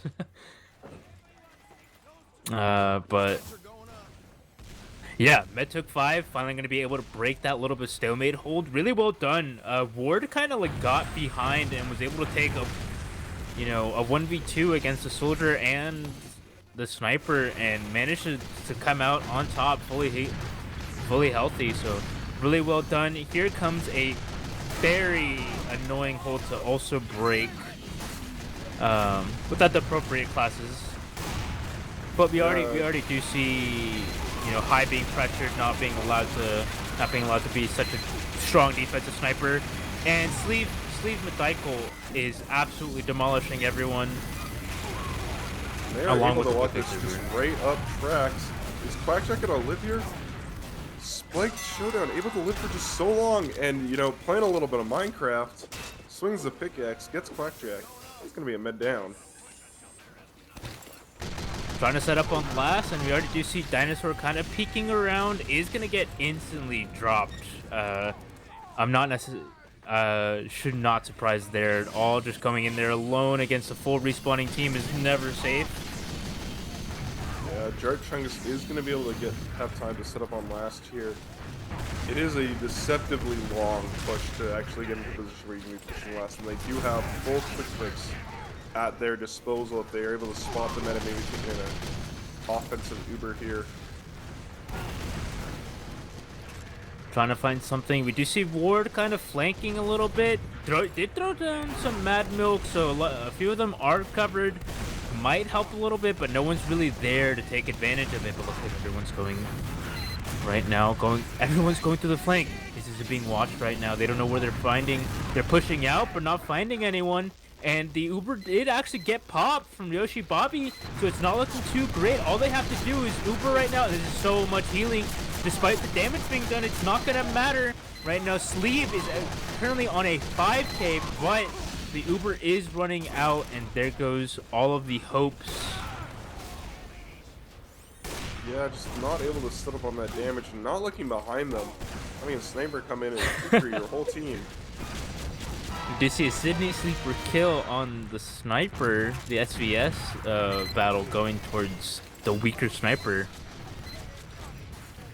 Yeah, I think, you know, you do have time on these payload points to be able to run stacks and stuff if you want. Especially, I mean, with Quick Fix, you're building a lot faster, so, you know, 30 seconds to build is a little bit less time to run a stack, but I think I'd love to see teams taking a little bit more advantage of the fact that you could run, you know, 4 soldiers to all bomb in at the same time, right? And like with the medic also just goes in, so you're never like, oh, I bomb in and I instantly die. Like, no, your medic's right behind you. You know, you're getting, but Yoshi Bobby actually uses Quick Fix Uber again, so that's gonna be a disadvantage. Definitely have to capitalize on this. You kind of have to start getting into that one area, just saying like, hey, where are we gonna push? To make sure, and especially with these picks right now, they're 2 down, already Ubered through just to get this demo. Really late kill from the demo is going to be helping them a whole lot. The only thing they're struggling with is the sentry. It looks like they got banners as well. Double banners, launch and backup. They're going to have quick fix heal. They're going to have taunt shield. They're going to have less damage taken. That is too many buffs on one team. This is a lot to deal with. This is incredible. Really well done, really resourceful coming in for the backpacks right now. Go to school, kids. This is what it gives you. Yeah, absolutely. I think that, you know, the backpacks really are very, very strong. So, you know, having a team where you got 3 soldiers and 3 different backpacks coming in like that, it's hard to stop. Especially, you know, they didn't have a pyro or anything up to deny some of the spam. We'll see what the teams want to do on the opposite sides, if they're going to be running similar items and stuff. I'm seeing a quick fix for red, and I am seeing a quick fix for blue. They're going to be sticking on that. You know, essentially an Uber with only 6 players. Should be interesting. I noticed on the red side, no one's really suiciding for Engie. Well, you do have the Eureka effect, so it is kind of negated a little bit, but you know, suiciding for Engie is always just like a really good plan, regardless. It is also a significantly shorter walk to where you're building in comparison to other payload maps. So Engineer doesn't really need sex on this point. He's watched his Uncle Dane videos. He knows what he's doing. 5, 4, 3. Shout outs to Uncle Dan for everything that he's teaching the youngins. But again, we do see SVS fight. And still using the Sydney Sleeper. He's just holding the sentry gun though, not placing it down. I'm also noticing a little bit of a lack of a dispenser. Could come to bite them. One of the things that's nice is being able to back out to Vigil second and have a full dispenser full of metal for you, ready to rebuild your gun if it goes down, or just keep things prepared.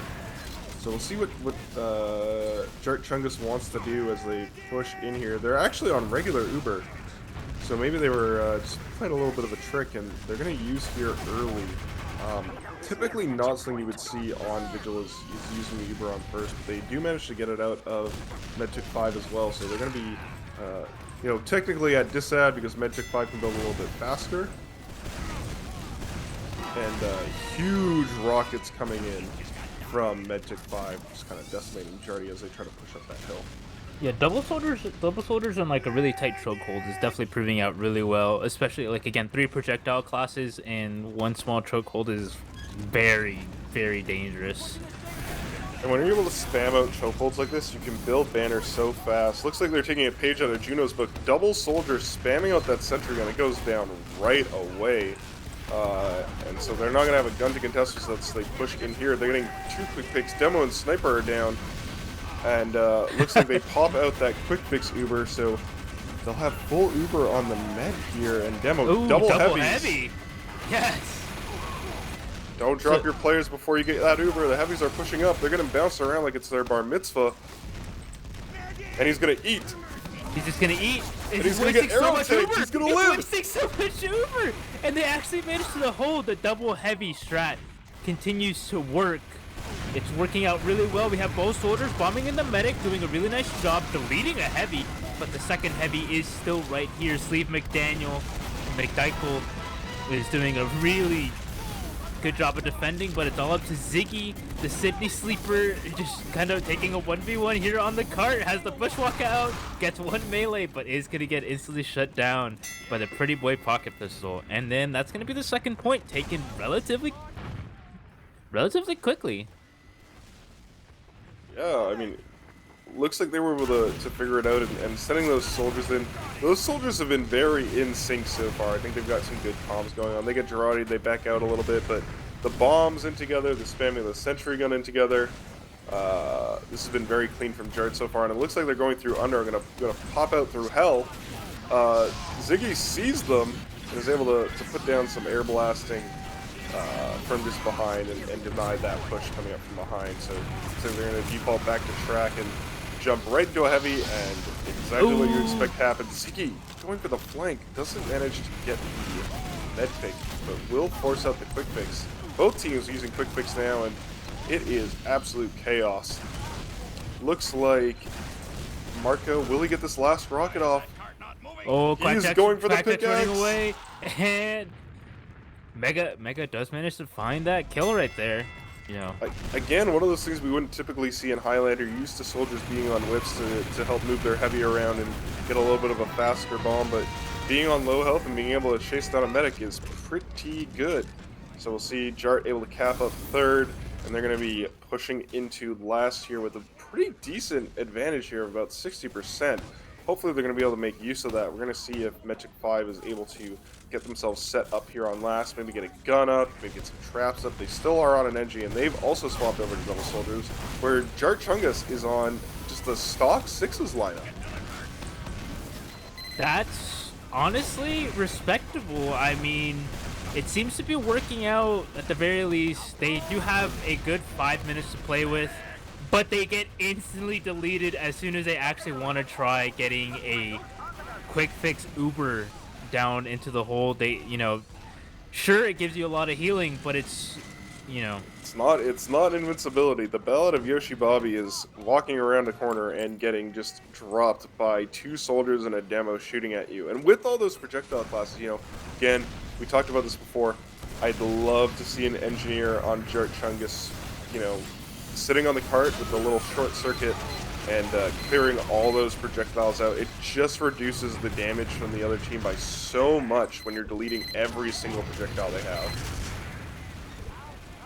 Here we have the quick fix being popped a little bit early, a little bit preemptively. Not going to be able to find anything with it. Just kind of fearing everything. If you're fearing any sort of retaliation, but they're not gonna be able to have this. It's gonna be a quick fix disadvantage here at the moment. Juno right now just kind of shooting rockets, completely ignoring Spike Ball of Doom right next to him. And here comes the big push. Here we have. Ooh, Jart Chungus is finishing this today. Yeah, the WM1 Pyro again walks forward, gets kills. The heavies, the double heavies, just not able to track on that quick fix enough. Minigun being one of the only weapons that can DPS through the quick fix charge. So I respect the double heavy as a choice. It definitely did seem to work out. I feel like if you had, it would be a little bit of a sacrifice, but if you had double medic, just for like each heavy, just to have a dedicated medic, it would also help. Like you would have an engineer. It would lessen your spam, but your defense would be rock solid. Yeah, absolutely. So it's our first half done. We'll see if Metric 5 is able to swap it up a little bit and bring in something new for the second half. I mean, they were definitely trying some stuff out.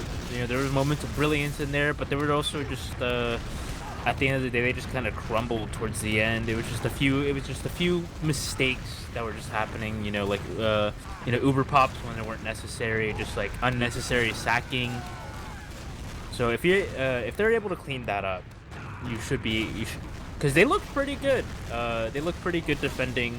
It was just a little bit unfortunate whenever they were attacking that sometimes they took a little bit too long. They weren't necessarily as coordinated because like the soldiers on Jart Chungus were insane. Yeah, I that is like the level of synchronicity that I would expect from some very high level soldiers, and just watching them like alternate peeking and firing rockets at the sentry gun and bombing in, you know, they're both on the same target. I can only imagine that the comms on Jart Chungus are very, very strong. There's definitely has been some chemistry, and if not, you guys should continue teaming because that's some good chemistry. That doesn't count. Like it's incredibly difficult to like actually like set up at times, you know. I noticed the soldiers just like, hey, let's both push the flank. Yeah, sure, whatever. And then everything would more or less die. It's kind of hard to delete two soldiers that are both flying at you with hell bent on making sure that you go in an early grave. Yeah, those the devil soldiers for the sacks and also just dealing with the sentry gun. They're making quick work of everything they've been seeing so far. So yeah, great work from Chungus here. And we'll be able to see if they're able to keep that up for the second half here, which I believe is going to be starting shortly.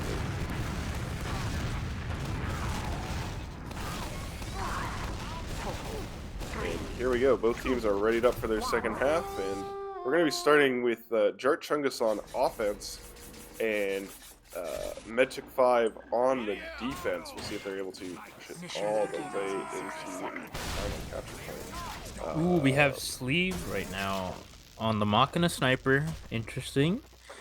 We have high switching off a sniper, going to spy, possibly just checking out all classes.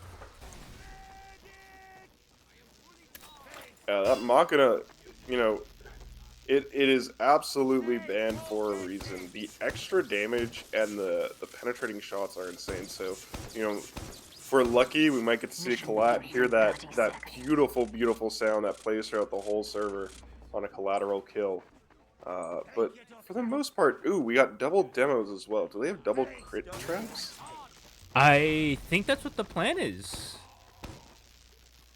I mean, there is one crit trap here and another one, one on the rocks and one around the wall. I'm not necessarily sure if they're both the same people. It's a little weird if it's just the same person you crit because they are just regular stickies and not, you know, Scottish resistance. But the round starts off relatively slowly. We do see Mega and the spiked ball of doom already shooting. We actually have a... Wow, Ward got destroyed. Carrying the sentry, and that's gonna be a drop. I just heard a big drop, good crit rocket, and a crit sticky over. That's actually going to be solidifying everything. Ziggy is also going to find Spike Ball of Doom.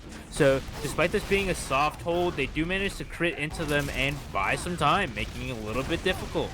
Spike Ball of Doom does put out an insane amount of damage there. I believe that he was actually on the direct hit for a little bit there, which just deals so much damage all the time. Actually, it's one of my least favorite weapons in the game. You know, playing a light class and turning a corner and just getting one shot. Can be very, very powerful if you're able to hit your shots. So we'll see if Jart Chungus wants to send those two soldiers side tunnel. We see they've got one there right now, and the second one coming up as well. And we're seeing again just the sentry spam. It goes down so quickly with two soldiers firing at it. We have one soldier bombing the medic. Quack right now, barely able to survive. We do see the backpack being blown, and we do have a battalion's up. It is providing a lot of damage resistance, and they're both Jarati, so it's not looking too great, and that's a full wipe. Yeah, Ziggy is on a 6K right now. Rocking that black box backpack. He's going to have a lot of health. He's going to have a lot of healing, and when he gets that banner off, I mean, you know, you see it in Highlander all the time where the backup gets used as essentially a second Uber. So it is absolutely like a very powerful tool for teams to be using, and I think right now both the soldiers for Jardy here, don't believe either of them are on backpacks, so I think they're opting to run gunboats and again put in some work with those synchronized bombs that they've been doing so well with so far. And they're going to be taking a push uphill here. They're at Uber Disad. I think they might just be trying to force the crits out, and they do, but it gets their whole team a massive crits coming out there. I don't know 5 if you should play kills. I don't know if you should play with fire like that.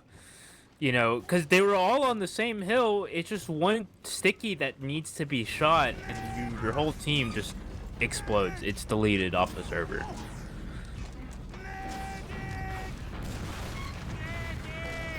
Yeah, you really have to be careful when you're trying to force crits out. Like, you cannot, if you're playing it Disad, like, you know they're on crits. You need to make sure that your medic is in a safe place when you're sacking. You know, it looks like we have a counter crits coming out on Yoshi Bobby. And they're going to be slowly working their way uphill. They got to be really careful here because I'm sure they're willing to crits in again, and that's exactly what is going to happen. We also have the battalions there, so not only is there crits, but it's also just less damage being done entirely. And they did manage to lose Quackjack and Dinosaur Beard. A little bit of heavy losses there, but they do still manage to hold the point. Yeah, it's one of those things where, you know, after a certain point you got to think, okay, maybe this team also needs to get on a backup of their own, because, you know, not only does it provide you with damage resistance, it also means you're not going to be taking any crit damage. So a battalion's backup can just completely negate a crits coming out from the other team. And with the amount of damage these soldiers are putting out, I'd be surprised if it took them very long to just get it built and be ready to go. And one of the big problems that, like, you know, that Jart Chungus is dealing with here is every single time they poke and prod and say, like, all right, let's bait out their crits, they always lose their medic, and it always just ends up in disadvantage from them. You know, we have Ziggy right now. We have Ziggy already blown the backpack. You already have a crits being popped, not necessarily dropping anything, but also not finding any frags just yet. Ziggy is on a 13 kill streak. Finally going to be going down as they push through the flank, but it's still massive damage. Yoshi Bobby is going to be found high as well. It's not looking too great. They really need to start playing their medic farther back here, because all that's happening is they are throwing themselves into med take 5, losing their medic, and then having to wait to build again. And because the medic keeps dying, they're at permanent disad. So med take 5 is able to just, you know, bring in the crits, and fortunately for Jart Chungus, their meta is taking a lot more than 5. It's true, and look, actually, they do manage to send both shoulder bombs. Just decided to dry fight, not necessarily wanting to wait for any sort of Uber or any advantage. Just let's use both of these soldiers. But just as I say that, they are going to be using the vaccinator here, and it is going to be proving very deadly. Yeah, and High hitting a very clutch headshot on the med there to stop that crits. Ziggy bombing in. We'll see if he's able to get anything here. He is. Picks up Lunar and eventually goes down. But we'll see what Jart Chungus wants to do. Don't leave the cart. You need to get the cart time. At least stick one person on there. And it looks like we got a Pyro coming in again. The WM1. Unbeatable. This is a disaster. Honestly, it seems to be that Jart Chungus just kind of figured it out. Just kind of like, hey, let's not sack our med, and if they're constantly using crits, let's negate that. How are we gonna do it? Vaccinator, and it's working off really well. And the Vaccinator charges so fast, and because they're running like a lot of explosives on Metric 5, you know, you can sit on that explosive resistance. You don't even need to think about rotating through it. Just reduce the amount of damage your team is taking by so much. We do have a little bit of flames coming in over here and there, and it seems to be they actually did adjust the amount of explosives now. It's just only a soldier in a demo. They do have a pyro and a sniper. You know, Sleeve is still trying to find some picks, but at the same time, it's also really difficult just trying to find anything in. Here comes the backpacks being blown.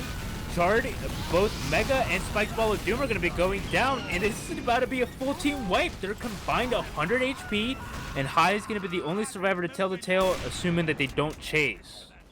That was so close to being a really good push. They had made a lot of space, and they had almost gotten the card up with Lunar. They were just sitting on it. But again, the battalion's backup coming up from Medtic 5 is able to just like keep them alive for way longer than any of them reasonably should have been able to stay alive. And we're seeing the stack, and there's the collateral kill that we were talking about. That's what I love to see. I just heard it, and then I looked at the kill feed, and sure enough, Sleek McDykel did actually manage to find a really good collateral kill onto High. You know, one of those things where you think you're safe behind one of your teammates, and that bullet goes right through them.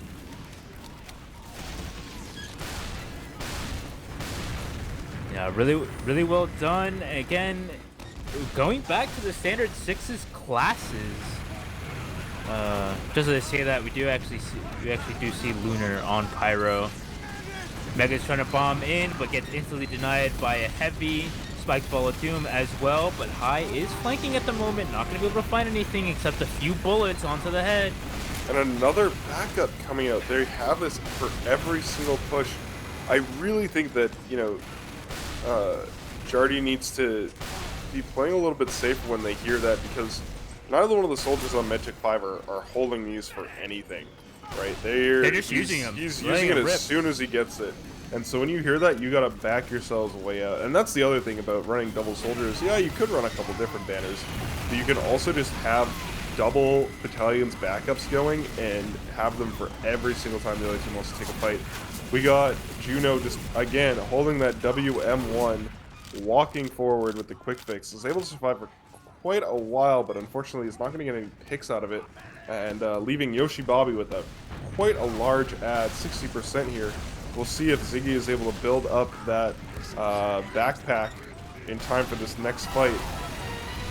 Ooh. He is blowing it, so he is going to find it in time. The cart is going to make it up the hill, which is huge. Once it's made it up that hill, you know, at this point, this can get tapped in by anyone, and you need to commit to keeping somebody on the cart at full time, and that is a dangerous place to be in. So most teams at this point would back up and say, okay, you know what, we've gotten a lot of time.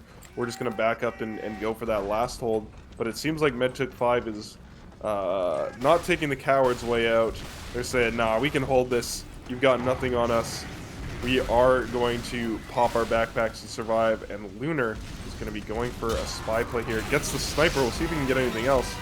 Does not, but does reset the cart rollback time, which is really, really big. On this map especially, there's some rollbacks, and resetting it so it doesn't roll all the way down can make the difference between winning and losing the game.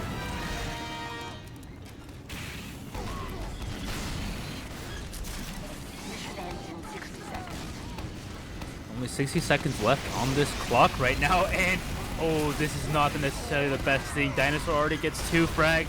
Yoshi Bobby completely denies any heals.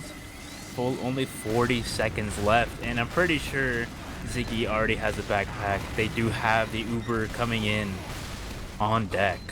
And here we see the cart starting to roll back. We'll see if Marco wants to jump up there before it hits the hill. I'm watching this with bated breath.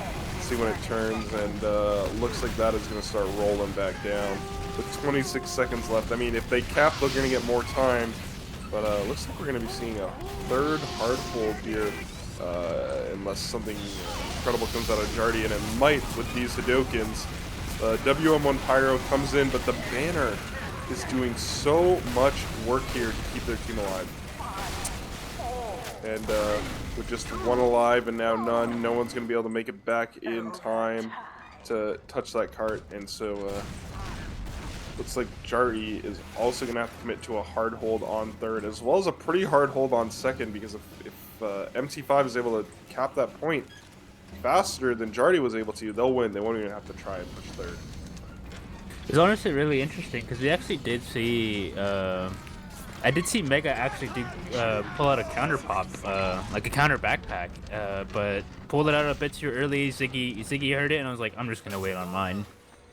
And you know, the post battalions fight it was just never close. So Nice job for Medtook 5, just being able to find, you know, really great adjustment there.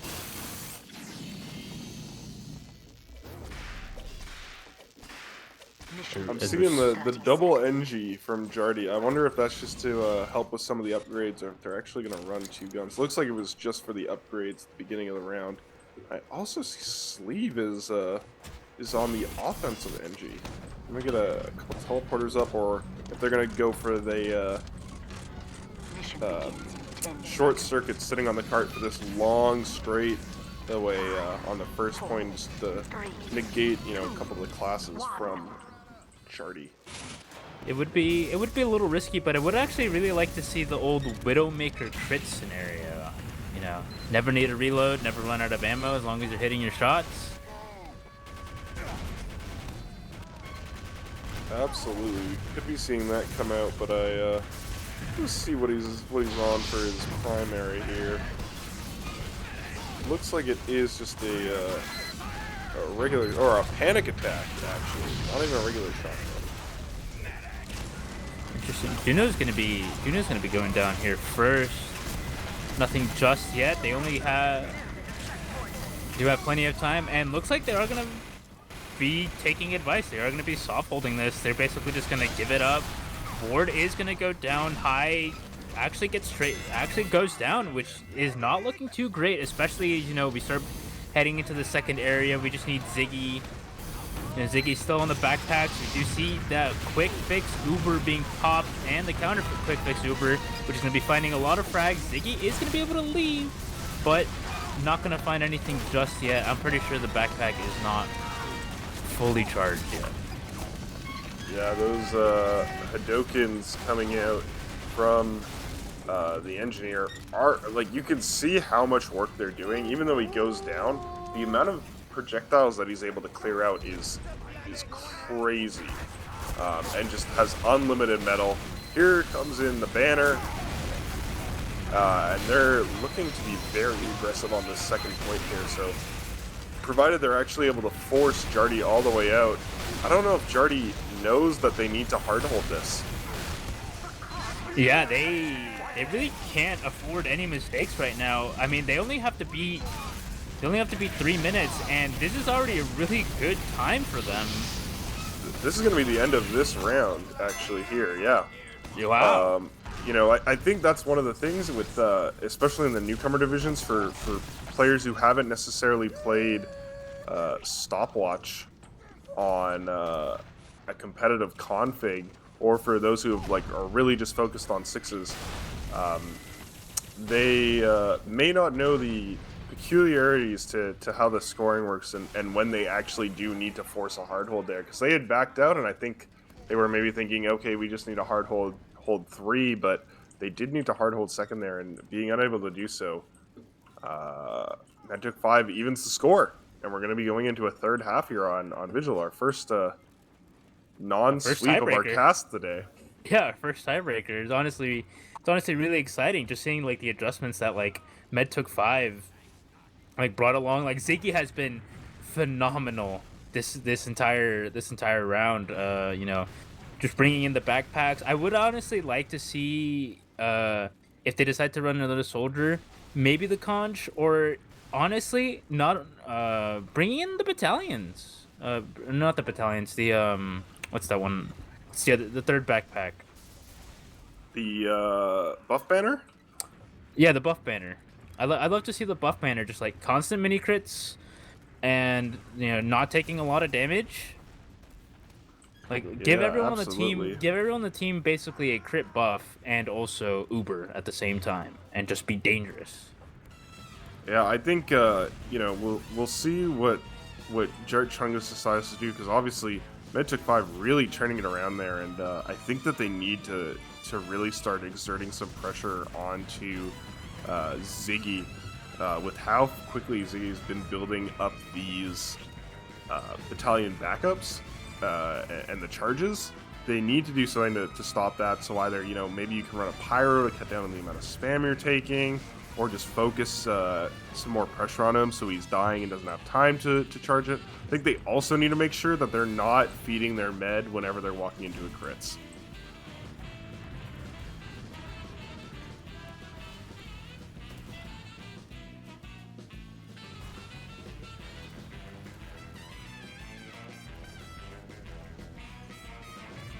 I also want to point out, obviously, I don't think the viewers at home are able to see this, but these teams are being so nice to each other in chat. They're complimenting each other's holds, and then they're just being very, very wholesome, which is always nice to see. You know, competitive gaming. It's got a bit of that toxic. Yeah, I love good sportsmanship, especially I appreciate people saying like you guys are playing really well. Because like sure we all have a lot of passion for this game, and there's gonna be moments and times whenever we just kind of like get frustrated or annoyed, but in the midst of all that, I feel like something that we lose is the reason that we're frustrated or enjoyed is that we're challenged. We're challenging each other to become better. Yeah, absolutely. So, our tiebreaker match between Jart, Chungus, and Medtic5 here. Medtic5 going to be starting out on the offensive team. Jart, Chungus back on the defensive team. So far the team that's started on defense has won both matches. So maybe that's their secret trick that they needed to win here. But we'll see how they're doing going into this last half. No crit stickies. We got 2 heavies on defense, and we've got a engineer and a pyro. Again, I'm suspecting they're going to be spamming a lot of short circuit when they're pushing up here. This double heavy could prove quite troublesome. I mean, Juno is basically going to be shut down. Absolutely countered. I mean, that poor pyro, what are you gonna do? Not to mention you also do have, I mean, maybe the engineer could bring something. Is still running short circuit, and so clearing out any traps. Does actually still die to the trap, unfortunately. Managed to clear out most of them for the rest of the team, so not necessarily going to be a full loss. We do still have full... Looks like we're running crits here running crits and Uber. We're back to regular medi beams that you could possibly see. Yeah, I think Medtic5, they're going to be hoping to get up here, and they're able to clear so much of the spam with the short circuit, but is still going to be going down to the soldier. It only clears in one direction. So when you have spam coming from multiple angles, like Chungus is set up. What a med drop right there! A snipe from Dinosaur Beard, getting a crit sticky over the, just like peeked over, shot, like instantly shot, and was able to get a single med drop. The crit unfortunately didn't find anyone else, but it was enough to completely force them off of second. A little bit over a minute to push it, but it's not necessarily too bad if we keep seeing. We already see a battalion's push right now. A bunch of damage is already being negated, and they don't have a medic to heal. They're just kind of forced to retreat. This actually, in my mind, highlights one of those things where if you have players that can play multiple classes, the other thing you can abuse in this is, if you have one player go down and then your medic goes down a little while later, that other player could come up on med and be building Uber, and then you're not at as much of a disadvantage when you lose your med. But Medtic5, very dominant so far, coming forward. They're going to have 50% add here on the crits compared to the Uber, if they're still deciding to run on Jart Chungus, which it appears they will. But this is a long push before they're in a position where they can take a good fight. So Ubers might actually even out here. It's not looking all that great. It's a little bit troubling right now. The crits does get popped. Nothing's to be able to find. We actually do have a short circuit. We did have some short circuit being found, but again, right now, Medtic5 is pretty kind of running away with this.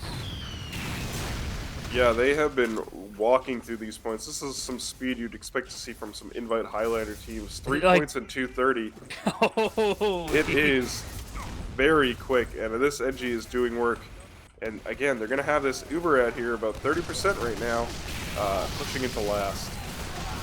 I guess they were hearing us talking about this earlier because right now they are absolutely tearing. I mean, right now Jart Chungus is down 2 players, not gonna be able to find anything. High is gonna go down. We do see a big rocket onto Lunar. The reflect rocket did actually come out, but it didn't matter because, you know, short circuit. Haha. Probot, though, flanking around, dropping out a red room, and just putting out so much damage as this demo man. It's going to actually give them some time to set up a proper hold here on last. I'm looking back, they have a mini sentry gun at their old spawn. Huh. I mean, you don't necessarily need it whenever you're already at their last, you know? Yeah, absolutely. It's just hanging out there. In case the spy ends up wandering back there for some reason, you never know. Looks like, you know, kills getting traded back and forth. I think that Metric 5 is just going to be waiting to build here. They are on the crits, but, you know, when you're dropping players, you really want to play your life when your meta is getting close to being able to Uber, because now you're in a position where Metric 5, you know, even if they build faster, they don't have anything to use it on. And Jart Chungus is going to be able to get there. I believe they're on stock Uber now again. Yep, they're on their stock Uber, and they'll be able to get that up, which, you know, fun fact, 3 times 0 is 0, so if you're critzing into an Uber charge, you're actually still doing no damage. Ooh, we do see the crits come out, but the instant Uber pop, and it's not looking too great. We do see the battalions also being done, but it doesn't matter whenever you can't deal any damage and you're losing everything. Yeah, Jart Chung is really salvaging themselves here. I think it might be time. This is where you gotta start thinking, okay, maybe the crits isn't working, and that is actually, in fact, exactly what they're thinking. They're swapping back over to the quick fix, hoping to make up some lost time here with faster build rate. I mean, it was definitely working earlier, so hopefully it does. And looks like they're running double heavy as well, so a little bit of taste of their own medicine earlier. You definitely have slowed down a little bit, which is not necessarily such a big issue considering you... I mean, you put up 3 points in 230, and you're doing really well, and you already got 2 picks as you're pushing into the last. Sure, they might have full Uber advantage, but you already forced that out. And they're flanking all the way around. We have a bunch of heavies flanking. High is going to go down. Ziggy, unfortunately, is going to go down, but the quick fix Uber is proving to be really valuable. It's all up to Yoshi Bobby. They're unable to find anything. The cart is being pushed, kind of suiciding. Buying time a little bit for the respawns. Buying a lot of time, actually. Marco on 1 health. We'll see if they're able to get this up the hill when they have a demo man trapping off their spawn and getting 3 frags. Looks like this is going to be a 6:06, which is, you know, a pretty reasonable time. It's not the fastest we've seen on Vigil, but the start of that half was very, very good for them, and so it can be quite hard if you're failing a push over and over again to reset that mental, so I'm glad that Medtech 5 was able to center themselves and figure out a way to get through that last point. 60 seconds. And not to mention, like, shoutouts to like giving props to like Jart Chungus. I'm just like, hey, wait, we just lost 3 points in like less than 3 minutes. We should change some things, and they did, and it worked out really effectively. They were able to hold them off for quite a while, and it unfortunately like it was at the end whenever, you know, we did see Medtook 5 actually just adapt really well. 30 seconds. But no engineer. A little risky, honestly. Yeah, I think they might just be, you know, what heavy is really just a sentry that moves. And they've got some interesting heavy positioning. Yeah, that is the thing that I note a lot about not having an engineer. We ran no engineer, no sniper pugs for a while in the RGL Discord. Shout out to pugs there and the pug site. And having no dispenser was terrible. It was the worst thing. I play Pyro, and between me and my heavy, like, we were having the worst time trying to find ammo. And a crit's coming out here, getting a huge drop. Massive crit rockets is going to put them at a very big advantage. Even with their med going down, they're going to have faster spawn rates, and they're going to be building faster on that crits. And it looks like Lunar's going to be able to live there through that Pyro. but not through Ziggy. We'll see if they're able to, Jart Chungus is able to push this cart forward here, or if Medtic 5 wants to try and do a little bit of a retake here. Coming in through Hill. Nope, they're not committed to it. They're going to back out to second. I think that's a very good call from their team. I mean, the second point is definitely something you just kind of, you can waste a lot of time here. You can definitely sink that time and kind of make them start panicking, especially if Juno starts hitting reflex like that. Mega gets absolutely denied, and it's kind of difficult for them. Sure, they have 4 players, but they don't have their heavy hitters. They lost Mega and Spike's Ball there, and just trying to send in. They're running double scout, which is interesting. But it looks like we do finally have a heavy being put up. It looks like they do crits, but gonna be instantly dropped. Only finding the medic, which is still a really good frag. As long as they're able to play this correctly, they can just deny and stall. I just watched a heavy feed another heavy who was already eating, and he's gonna drop down and get a kill because of it. Double sandwich. He's like Popeye with his spinach, revved up and ready to go. Drops into tunnel, gets a quick drop on Lunar, and they're back up, looking like they're really able to get a solid hold here on second. It's a whole buffet here, and again, this is the moment where you kind of start dreading, like, you know, if you weren't able to get a good successful push the first time, it's gonna be really hard to find the rest of the point. It's gonna be it's gonna be really difficult to find the rest of the points. And it's only 3 minutes. It's such a strict timeline. Yeah, absolutely. And you know, Jardy might be going through a little bit of flashbacks here from the previous half. This was a hard point for them to push, but they are going to have their crits here. We're gonna see if we'll see a counter crits out. Looks like it. Oh, huge rockets coming out here. Very dangerous to be shooting crit rockets out of Pyro. I was playing a pug last night. Got a nice little double kill because an enemy soldier decided to crit into me. And so, you know, it's dangerous if you want to be doing that. You have to be really careful. Hopefully they need a stack cart here though, because MTS is getting their respawns. But they are going to be able to cap that in time, and looks like Blue is defending from the red team now, being behind them already. I don't think that they knew that spawn door was still open. Weren't expecting necessarily all of MTS to come pouring out from behind them, but this could be a very good push from Blue here. It's seeming like it. Everyone from Medtook 5 is already wiped. They're running double scout. I'm actually surprised that they're not stacking the card anymore. But again, 2 minutes to take 2 points. It's not necessarily the most unreasonable thing, but the last point might be a little bit tricky if, you know, Medtook 5 isn't able just to like stop the bleeding. Yeah, you know, if I'm Medtook 5 here, I think I give up there at this point. It is, or at least I'm coming around through tracks rather than try to go through that one tiny little chokehold. With the 2 soldiers from Jardy and the demo, like that little tiny shutter to come through is really rough. So it looks like they're backing out here, and they're going to be setting themselves up for last. 2 minutes to push it for Jart Chungus. 2 minutes to hold it for Med takes 5. Yeah, we're getting down to the wire at the moment. We're running triple, what seemed to be triple heavy. We do have the backpack being blown, so a potential push here, but it is going to be denied, and it's going to be a lot of dead people. We do see crits also being popped a little bit, you know, a little bit overzealous on that. You know, not gonna find any crit kills besides 1. So yeah, and that means that Jart Chungus is going to have crits add here coming into last. They will build it in time, but we'll see if they're able to make use of it. Of course, crits don't do any extra damage to buildings, and again, Ziggy just pops banner after banner here.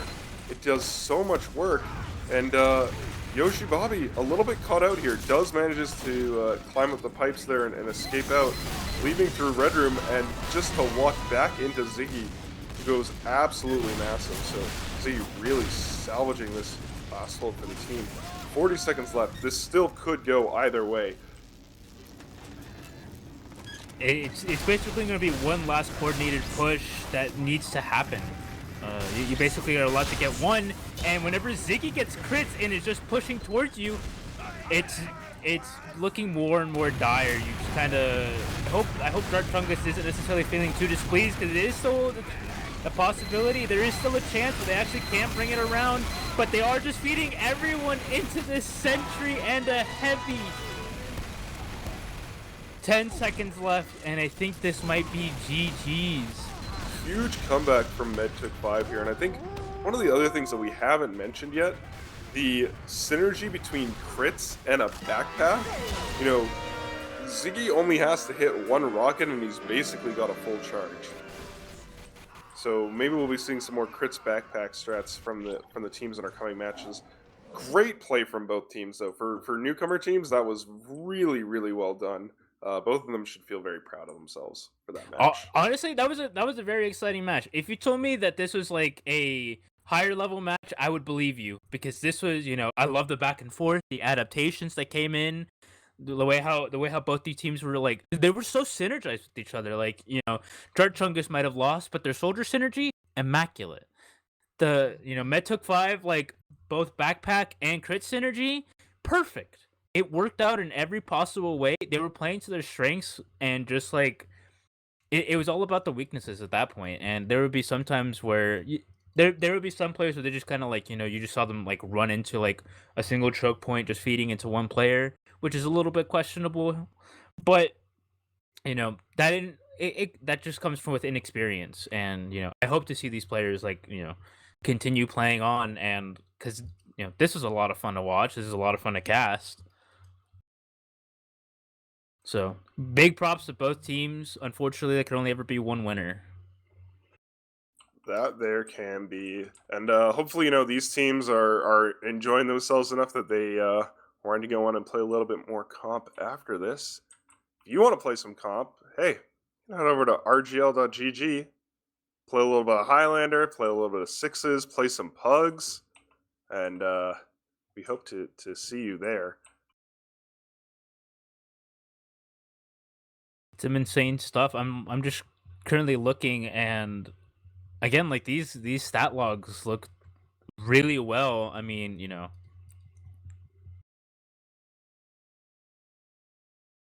see Marco doing a whole lot of damage as a soldier. Like, doesn't get a lot of frags, but the spam damage is there, as well as Spiked Ball of Doom, Crowball, as well Lunar. Kind of on the quiet side, but still pulled up really good numbers. High was popping off in the very first round, but unfortunately just kind of simmered down as they started countering them. So a little bit unfortunate. Yeah, absolutely. We're gonna be taking another little break here in between our third and fourth round. We're gonna be coming back with some King of the Hill Bagel, map that I have never played before. Last time I played Sixes was Season 23 of UGC, so I'm excited to see how that map ends up playing out. In the meantime, if you want to pick up some merch, shop.rgl.gg, support your local players for the art that they've made. Some really cool stuff there. Flushcore and I have been talking about it all day. It's really sweet stuff. Or if you have any questions, we are again hosting a Q&A with Arcadia, Jamond, and Camper, the new head admins. Arcadia is going to be the new overall admin of RGL, taking over Taylor, and Jamond and Camper are the new head Sixes admins. So feel free to leave any questions over in the RGL forums or on TFTV. That it will be streamed on June 24th here on this same channel, RGLgg, on Twitch. Times have yet to be announced, but it should be really exciting. Feel free to ask, any questions that you're curious about RGL, maybe about them, like what's their vision, what drives them to like make RGL better. What about LAN? What about those elusive pugs that have been talked about since the beginning of time? I don't know. Send a question. Thank you again all so much for tuning in. We will see you back shortly for some King of the Hill on Bagel. Hello, ladies and gentlemen. Welcome back. I am once again Xenagos. We're here on Bagel, just about to get underway with the 1% of gamblers versus the table tennis tossers. I am joined on the cast, not by Fliscore, but by Dolphin. Dolphin, how are you? I'm good, you know, other than most of our casters are enjoying the weekend or playing in the cup themselves, so I'm going to join you for my favorite competitive map, Bagel. That is excellent, because I, again, have never actually played on this map other than Cauldron for Halloween, so you'll be able to tell me all about it here. We've gotten started. Looks like both teams seem to be on a pretty stock setup, so we've got a Pyro on one team, but other than that, we're seeing our one demo, our two soldiers, our two scouts, and a medic. These teams are trading kills back and forth on this fight. That's right, we actually had a Brickiest Brick on the Bonk Atomic Punch, kind of distracting the medic there as the soldier came in, bombed, and got the frag. Well, a good distraction as they're able to capture up this point. Look how it glows nice and blue at the top when you capture it. Yeah, that is beautiful. As the quadruple T's, it's a long name, but as they cap here, we have Ushi coming in, trying to make some space, but the soldiers do deny him. They do have to watch out here. Demo goes down as the quadruple T does have Uber advantage here. Brickiest Brick coming in yet again with another Bonk Atomic Punch, just kind of harassing the medic. They don't even know how to react with that, but just he gets easily fragged down as the Uber gets forced here.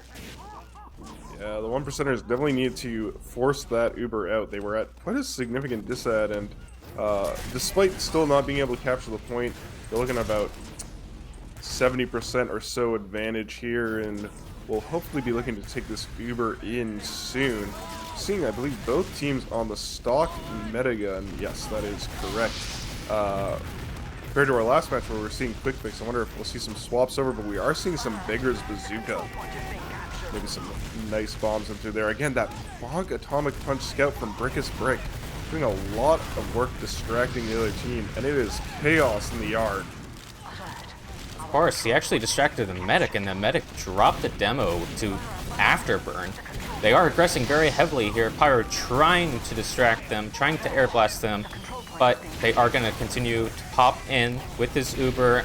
Blue medic still not popped, just now popped. Gets a nice reflect on the soldier. Demo getting Ubered in on this medic, trying to get out, trying to run, but Windex trying to, and finally gets him. But the problem is they're stuck behind. I don't know if 1% knows this, and it looks like they're going to be able to get this frag. Oh, actually, the Ushi and Soldier do come in, counter-flanking their flank and getting the frag on the medic. Yeah, I was actually surprised to not see that Uber come out a little bit earlier from Ushi's team, from the 1%ers. So when they did actually end up taking the Uber, and it was quite a bit of a worse Uber than the quadruple T's, who were able to milk for quite a bit longer, but they went in so deep chasing that med out that they are actually going to end up with both not having the point and being at a little bit of a disadvantage here. It's not a huge disadvantage that we'd see, but it's about 20% right now. But we'll see, it looks like they just want to take this dry fight. They're going to rely on their superior DM rather than invincibility, and they are unfortunately is not just going to win it. crushing them. Ushi doing so much damage. Windex Furry Spider actually hitting a nice air shot, but doesn't matter when your entire team is dead, and there is a full Uber advantage for 1% here. Would this be a map where we typically see a lot of sacks coming out from the team if they're at this much of a disadvantage, or were they just prefer to go for a regular fight? I think there definitely is, but we actually have the double bonk. Both scouts running the Bonk Atomic Punch do get the force out here. Medic gets down in this forced Uber. They gotta be careful there. Oh my god! Oh my god! Yup! He just... I think he just did a double air shot with one Beggar's Bazooka rocket. That was insane! Oh my gosh! Great Blue just Essentially preventing this one of the cap. greatest air shots I've ever seen. That was amazing. Yeah, they're going to come out with this again. They had the full ad, but because they get the med pick, they're going to be able to maintain their advantage despite having to force. When you're going into sack to force a medic, you have to make sure your medic stays alive. I think that going in with the double bonk scouts, you know, while it is good, it provides a lot of distraction. You've got 2 players on your team that can't do any damage. So the other 2 players are just going to get focused down. That is right. Scout is very useful for denying soldier bombs and bombs of all types. And just like we were just mentioning, medic does get bombed while the scouts were bonked. They can't shoot them, and the other team's learning that, hey, they can't attack, so their medic's just healing 2 people that can't shoot anybody. Let's just bomb and kill them. And that's what happens. Yup is an absolute terror here on that Beggar's Bazooka, just annihilating people. You know, you have that faster firing speed once you load up the rockets, so he's more than happy to just jump in and completely unload. That's right here. Eminix getting down so low, forced Uber, and we have them at only 30 seconds left. Raw trying to come in, do something. We have the sack coming in for the What 89, coming up on 50%, but they're just bleeding players here. I'm not sure if this was a great play, but there's still 40 seconds left. Yeah, unfortunately, it's looking like if Eminix wants to get an Uber here, not only are they going to have to build, but they probably won't have it until overtime, so they will need to get some cap time on here before this tickles over. And with the What 89 being on full Uber, this could be a very difficult push for them. He needs to not drop. Pops in the air to save himself from the fall damage, picks up his demo man, and they're going to walk in. Will they chase 2 deep for Eminix again, as the point gets capped up behind them by Raw? Yeah, one thing you have to consider on this map is the point caps much quicker than your standard maps like Viaduct or any other map of that sort. So if you are very quick on this map, you can almost back cap on King of the Hill, which is kind of unheard of, but looks like Quadruple T is going to take the first round. Double overtime. Wow. Yeah, one thing that we've been seeing all day today is meds have been going down kind of left, right, and center. With the amount of players you're able to send out of medic, it is very dangerous times to be a med player.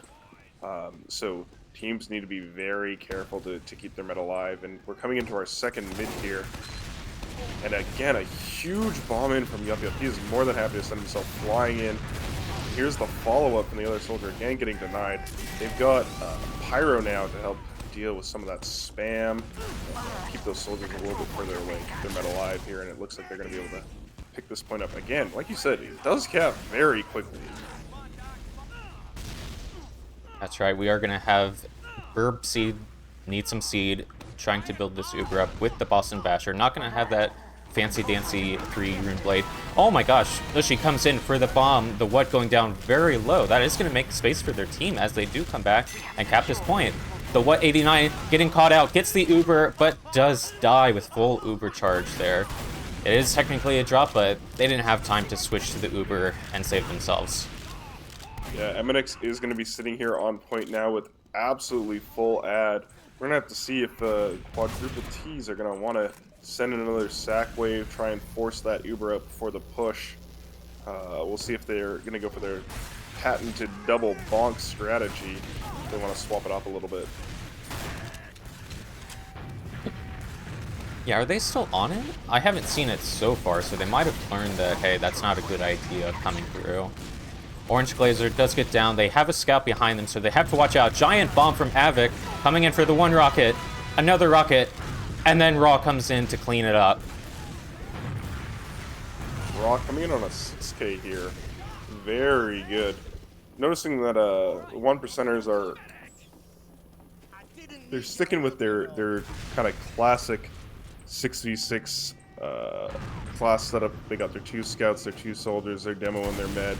Seems to be working out quite well for them this round so far. We might see if Great Blue decides to swap off that Pyro at a later point as they make their way into the side house.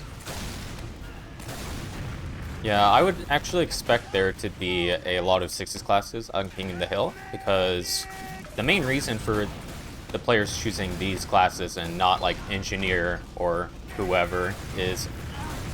Ooh, bomb coming in from Yup, getting that sync onto the medic. But the main reason is mobility, because when you're in a fast-paced game such as this, you need to be able to travel pretty quickly to the front lines, especially on rollouts, which you don't normally see on Vigil. So that's why we had a lot of off classes last match. Yeah, absolutely. You don't really have time to set up a level 3 down on a King of the Hill match, and this map especially, there seems to be a lot you can do if you have some good mobility. Soldiers have plenty of places they can jump around, same with the scouts. MNX is going to get forced out here, but they are going to get the med in response, so we'll see if Brick on the soda popper there. I was wondering why he was able to stay in the air so long. He's got 6 jumps. He can jump all over the place. He can go to the Olympics if he's jumping that high, but fortunately he is going to go down, and our 1%ers are going to be able to take back this point with a very nice little Uber advantage for them as well. That's right. I think there was actually a scout way back in the day, I think the boomers in chat might remember, that used the soda popper in Highlander and actually got that weapon banned. But in this no restriction 6's cup, we can see any weapon come out, including the soda popper.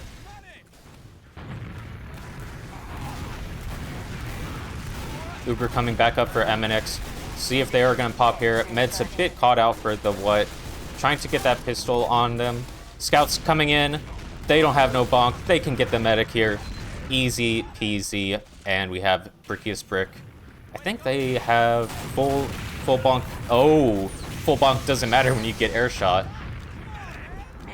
No, it does not. And you know what? I was thinking Great Blue had snuck in behind there to try and get a little bit of back cap. I'd almost be willing to let Great Blue Cat there before killing them, just to get the delay off. Especially with how fast this map caps. It'd probably be faster to let him cap and then recap it than let this point tick back down. We're seeing this on process as well. It takes a long time for points to revert. 1%er is gonna come back with a vengeance over the table tennis tossers. That's right, we're all tied up. Tied up 1-1. We did see a little engineer at the end of the last round. It looks like they're going to roll out with the engineer. This one is on the mini sentry, and I believe the other team is actually coming up with Spy. Yep, coming in on the traditional mid-fight double beggars bomb.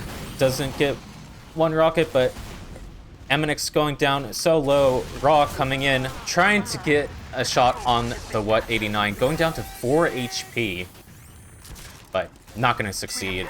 And they're actually on quick fix for this mid fight. Yeah, I think this actually, the engineer on minis is a great response to what's been happening. We've been saying that, you know, for all the matches so far today, but responding to what's going wrong with a class that has a very niche use. They've been dealing with a lot of soldier bombs, and mini sentries do not miss. So they're very good at being able to deny a bomb onto the medic, and we see the 189 on that quick fix rather than the stock Uber. Very hard to deal enough damage to take down players when they're under the effect of a quick fix Uber with when you only have 5 players to shoot at them. So it effectively is a faster building Uber charge. Raw gets a very nice stab here onto the demo on Windex. Orange Glazer coming, getting the Market Gardener on the medic! The 189 popping that quick fix, eating all that damage, but when your heal target takes damage, I believe you actually get healed yourself, and that's why the medic gets overhealed. Just an Raw's still alive, though. A massive spoon coming out. You love to see it. A beautiful weapon. That's right. Raw looking to decloak here. Gonna look for the stab on the medic. Gets the demo, tries to go for the medic, misses it, but it doesn't matter. A demo pick on King of the Hill is very, very good, and looks like 1% is going to try to push in here. They have not gotten any time yet, but it looks like they're going to be contesting it for it. Going 2 down, essentially 3 down, just getting a respawn on the side of Quadruple T. Scout on the soda popper, trying to get the medic. Not going to get anything, but is going to get out alive. And we see that the 1%ers have also swapped over to the quick fix as a little bit of a counterplay. Brickiest Brick in here with his soda popper is not going to get hit by a single rocket here, able to jump all over the place. Gives you just so much survivability against projectile classes because your movement is so free and unpredictable. That is right here. Great Blue actually going to get the frag on MNX, going for a little Minecraft, but not going to get the scout as the 1% does clean up. Medic, only one alive for the side of Triple T. And the time is ticking down. Raw gonna actually go to their spawn, see if he can get anything, but I think he's waiting a bit longer. Maybe he's gonna take the telly? I think he's looking for a spawn camp on something. Interesting that the engineer doesn't take his own telly and is going to get. Does take the telly. By Raw. I think the engineer knows, because the telly, you know, did the little particles, a little piece of bread came out, and he was shooting. So I think they know that they have a spy. Oh my gosh, Yup Yup comes in with the beggars, hits the what into the air, and then he gets finished off by Avic. That was an insane coordinated play. Beggars is huge when you're playing into a quick fix because it is, again, we talked about this before, one of the only items where you can out DPS the healing of the quick fix. If you land with a bunch of rockets loaded right next to a med, you can get them down. So that is, you know, I think he'd probably be running it regardless, but it has some additional usages here. That is right. Also, as we can see here, Mnix getting launched in the air. That is one thing you have to be careful of, because you're healing all these jumping soldiers demos on this King of the Hill map. You're going to be flying in the air, and you got to be careful where you're going to be landing. Absolutely. Quadruple T still holding the points down. We're ticking down to the final 10 seconds or so. Looks like the 1%ers are going to have quick fix here, but they do need to get to the point. And the what is going to have time to build up their own quick fix, and they will sticky trap off this point here and take the second round. So that's our first half. Very quickly done. Let's see, are there halves for this? Yes, there are. Let me go ahead and pull up the logs.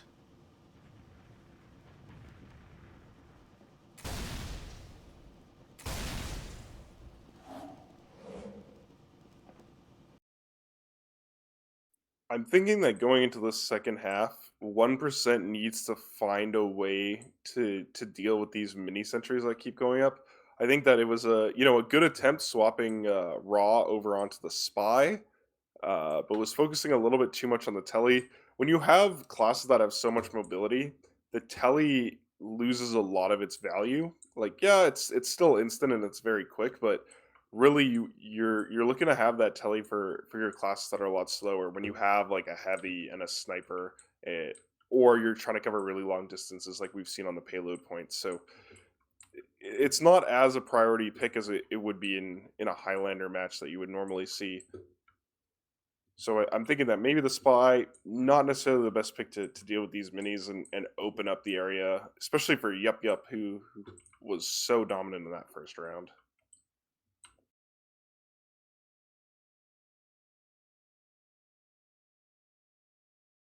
Yeah, looking at the logs here, Windex actually pulling the 25 fragger. Next best stat on the other team is Burb, but actually tying with Raw.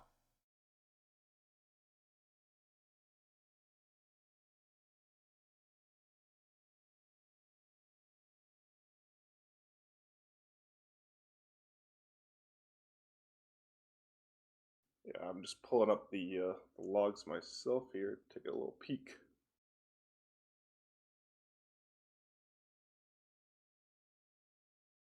Only had one drop on this game, but which is actually unusual. Are they paused, actually? It looks like they already paused for this next half. Yeah, everyone seems very frozen. We got a nice little floating scout here. Another thing I'll point out is Yup Yup's damage per minute. Almost 370, so he's doing a lot of work with that Beggars as well. And I think that, just looking at the stat lines here, it seems like the 1% of gamblers has been like getting a lot more frags, 80 to 64, and more damage, about 25,500 to about 23,000. And despite that, we would expect on Koth, the team that's getting more kills to be doing quite a bit better. But I'm guessing that the quadruple T's have just been able to make more use out of the picks that they've been able to get and the damage that they've been putting in. Right, as we come into the next half here, gonna see if the 1% can clutch back the score. Hopefully tie it up on this next round. And it looks like we're gonna have standard 6s classes except for Engineer and then Heavy on side of the 1%. Also note that they're both running Quick Fix. I don't see any immediate bomb coming in from Yup Yup. I believe we have an AFK player, which is the cause for the pause.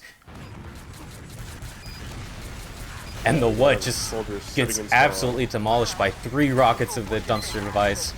Demo Man, Windex Furry, barely alive. Gonna see if he can catch some damage here. Does make it out.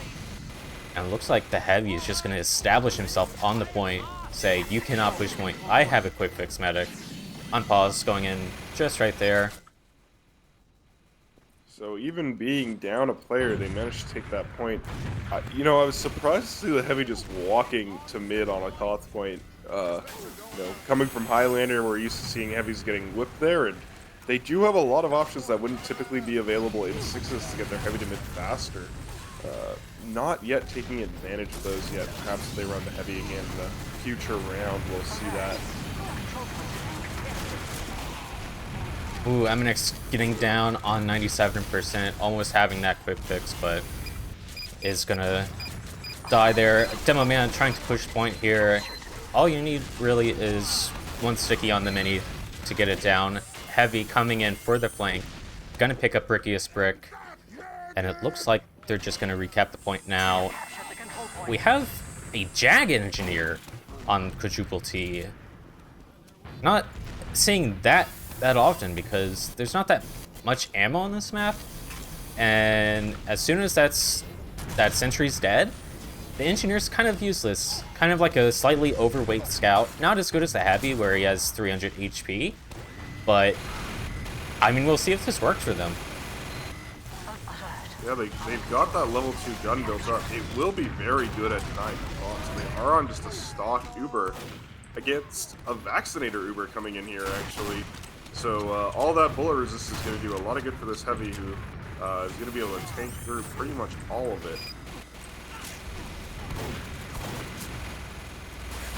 That is right, and I would say that's a pretty reasonable Vaccinator play because the other team does have a sniper, and those 8 damage headshots are going to be very useful here.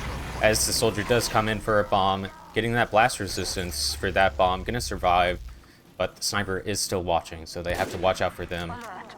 The control point is being captured. They're going to be able to cap up here.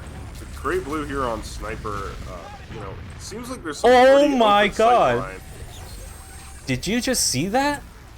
Brickiest Brick was doing the soda poppy jump, and I believe Avic just had a spam rocket do an air shot across the map blind.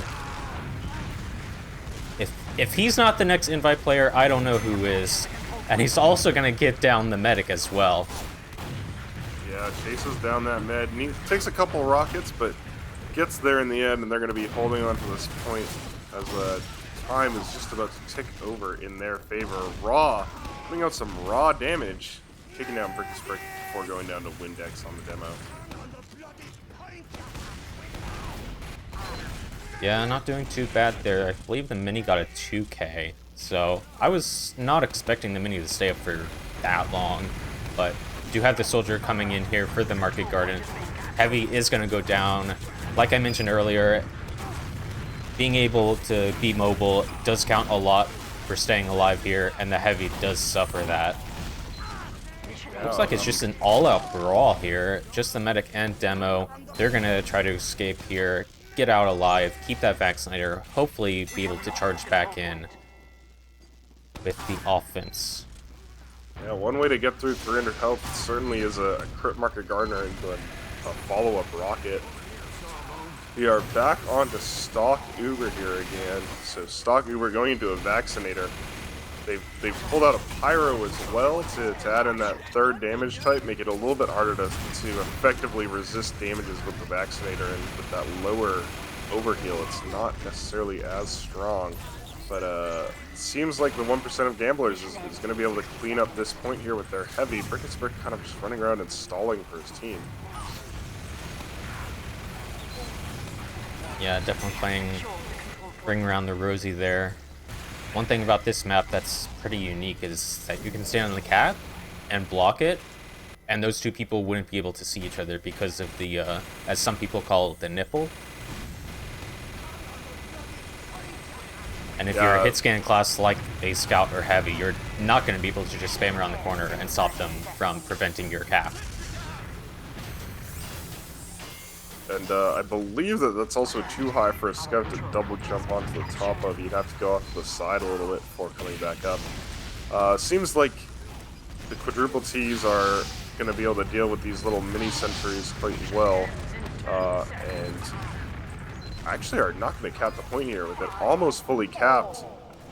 The 1% of Gamblers is coming back in, but this point is going to take a while to revert. So quadruple T still have a little bit of time, enough time to get an Uber charge in, and Windex is going to come in, bombing into the med, who will be able to survive quite a bit from the explosive resistance, and is going to kind of fully back out here. And hopefully not go down to this engineer who seems hell-bent on getting a gunslinger kill. That is right. They're going to be holding concrete here, trying to prevent them. Windex really has to put up the stickies, spamming that Heavy. Heavy just jumps through, and they're not even looking at him. Soldier going to bomb in. Yep, going down. They have a Heavy versus Heavy. Putus v Putus. One has a bubble, one doesn't. And it looks like Red is going to slowly, very, very slowly, but surely take the point here. They need to stay on it. We're in overtime here. And the Uber charge comes out. The sword to deal with the Vaccinator. And do they see the soldiers on point behind them in the post?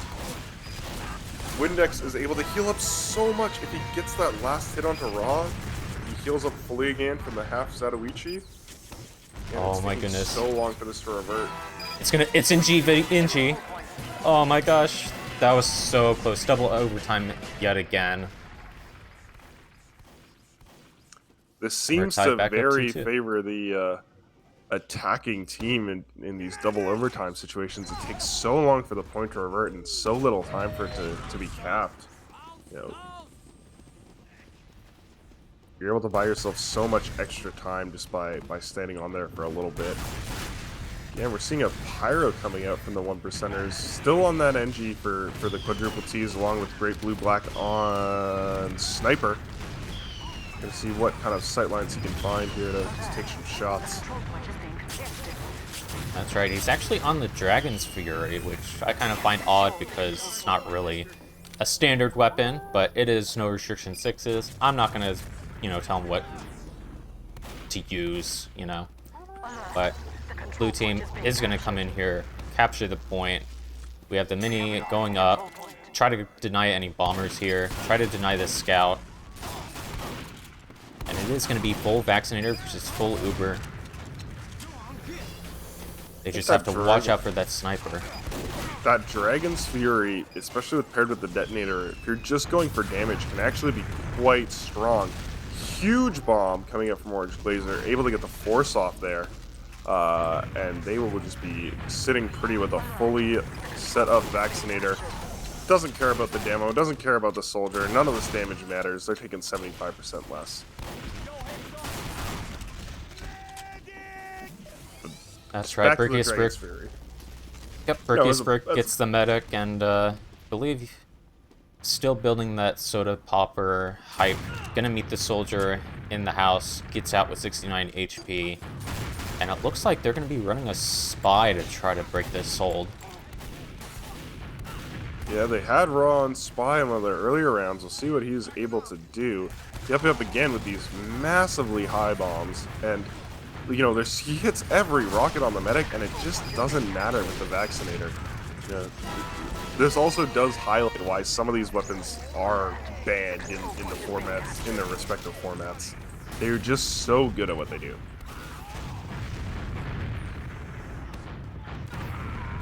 That is right. Eminix is going to be caught out here. Got to watch out for this sniper beam. Going to make it out. Going to come up on this Medigun Uber. Spy going in as well. Going to try to do a pincher attack. Oh, but Eminix actually dropping from Orange Glazer. And that's not going to be an Uber coming out, but a Vaccinator coming out. Melee damage does unfortunately go through the Vaccinator, but they are going to get taken down there. Raw getting a backstab. And taking down Dispenser. Got that Sapper on the Sentry. Gets caught out with the Mad Milk. And this looks like it's going to be a tough hold to break. Yeah, disadvantage running the 3-rune blade in the Boston Basher. If you're just trying to land that last hit, you end up hitting yourself a lot.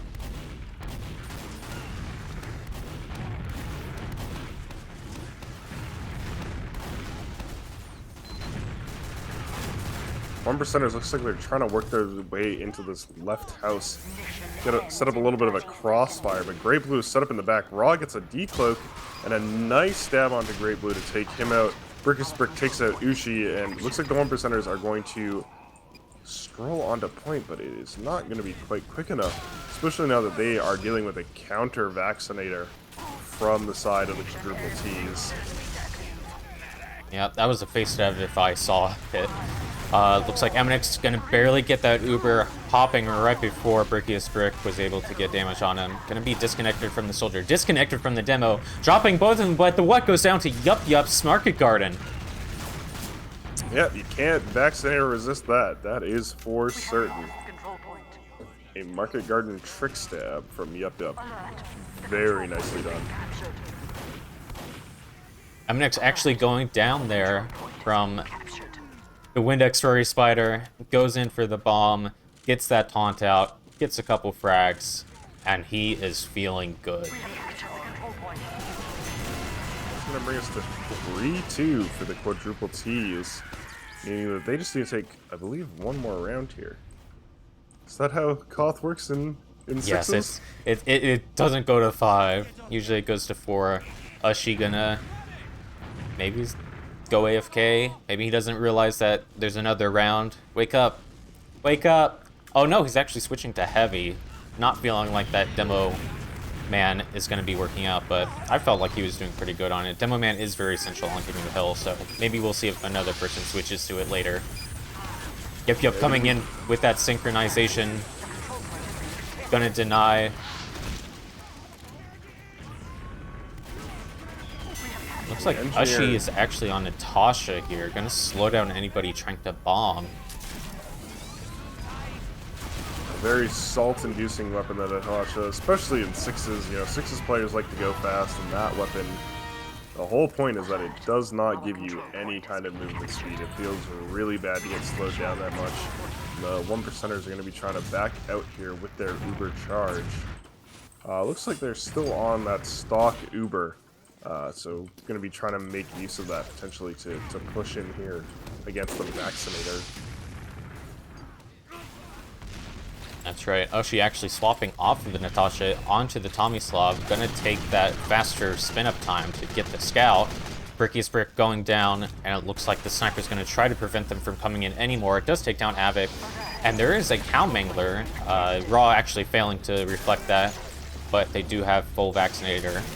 Eminix and team still not taking the point here. Going to be slowly moving, and it looks like they're just completely disconnected from him. I'm not sure if they're going for a force or not, or if they're just disconnected. Yeah, it seemed like the 1%ers are a little bit all over the place right now. They're having a lot of trouble dealing with this Vaccinator. Again, like with how few players there are and the damage types that are available to them, the Vaccinator is essentially a stock metagun that you can build for in a much shorter period of time, and unless Yup's getting some very clutch Market Gardens, which is not something you want to rely on, it's going to be very hard for them to break into this hole, as the what has been cycling through those resistances very well, keeping his team alive. That's right. They're just being so slow here. They are getting picks, but it doesn't look like they're, you know, moving their main force, their demo, their medic in. They do pop in, does get denied by the pyro. Gonna look to get any frag they can. Do get Pricky Spirit, do get Orange Glazer. Looks like the demo here gonna have dual Vaccinator, both the bullet and explosive resistance. Gonna look for an error here. Sniper actually getting Mnix down. Maybe that's why they were so reluctant to push in. Sniper getting a 2k on Ushi here as well. Yep, gonna escape on 69 HP. And Vaccinator is up. They are gonna have a very strong defense. Yeah, Great Blue sitting very pretty in the back, ready to go. Has some very long sight lines they're able to hold on to here, so this team is getting very aggressive at the moment, and they can fall back into that sniper sight line. Might be a little bit of a bait. They're able to get out with that explosive Vaccinator resistance, and they still have another one that they can use right now. Having 4 little mini Ubers is so strong here. It sure is. You just have to watch out here. Ushi gonna be clicking on heads. Medic does pop out the explosive resistance. Just have to watch for the bullet resistance here as well. Yup, and Avic both going down. There is a sniper versus sniper battle here. Gonna be looking on point. Not gonna be getting anybody. Just gonna be throwing their piss on the point. Orange Glazer does get down with the crits. The what? Gonna pop resistance, but nobody heal. And looks like just gonna be Great Blue trying to snipe anybody. It's Mnix. Gonna go for a demo? Maybe a demo? No, he goes down as well. And Red is gonna be capturing this point, but they do have a full 2.5 minutes to hold it. That they do. This is rough for Red Team. Mnix just barely gets Uber in time there. Orange Glazer was doing a really good job trying to deny the point and just like wasn't quite enough to keep all of the 1%ers off the point for the end of the game. So they're going to be having to push here, but it caps so fast they just touch it for a second and they're forcing all of 1% to crowd onto that point, meaning that Windex is able to put out just a huge amount of damage on Demo here. Everyone's sitting behind and they just get to cap it for free. Yeah, not realizing the time was going down, and they just had to get bodies on point, but they weren't able to do that. And I believe that should be it. it should be it, but they are going for another round just for fun. Encore. I think they realized that should have ended. Avic actually going to be on the kunai here. Maybe they're just doing it for fun. A great match on Bagel from both teams. Really, you know, I liked how much the quadruple T's were utilizing just different class picks and swapping around to suit their needs at the time. Obviously, no. this has shown how strong the Vaccinator is as well in a 6-player format.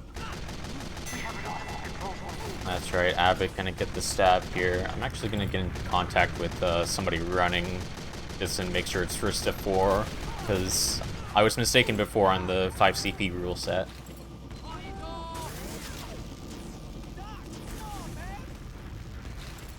Yeah, I'm just gonna pull up their match here real quick and take a look at the match comms.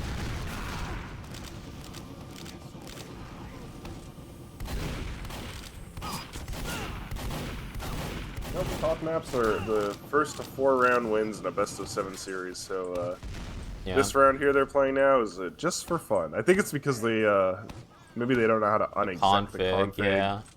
Because it's on first to 3 right now for some reason. They did first to 2 and then went to first to 3. Who knows? I guess they execed it again? Maybe they did the Highlander config or a scrim config, but yeah, it might that's be gonna the be the match. Highlander best of 3 pug config, but yeah, our winners for this match, quadruple T's. Troubled table tennis tossers, and that's our our penultimate match for the group stage here of our Chucklenuts Cup today. So we've got one more following this on CP Snakewater, I believe. Yep, that one's going to be a good one. Let's go ahead and check the logs from the second half here, see how different it is from the first.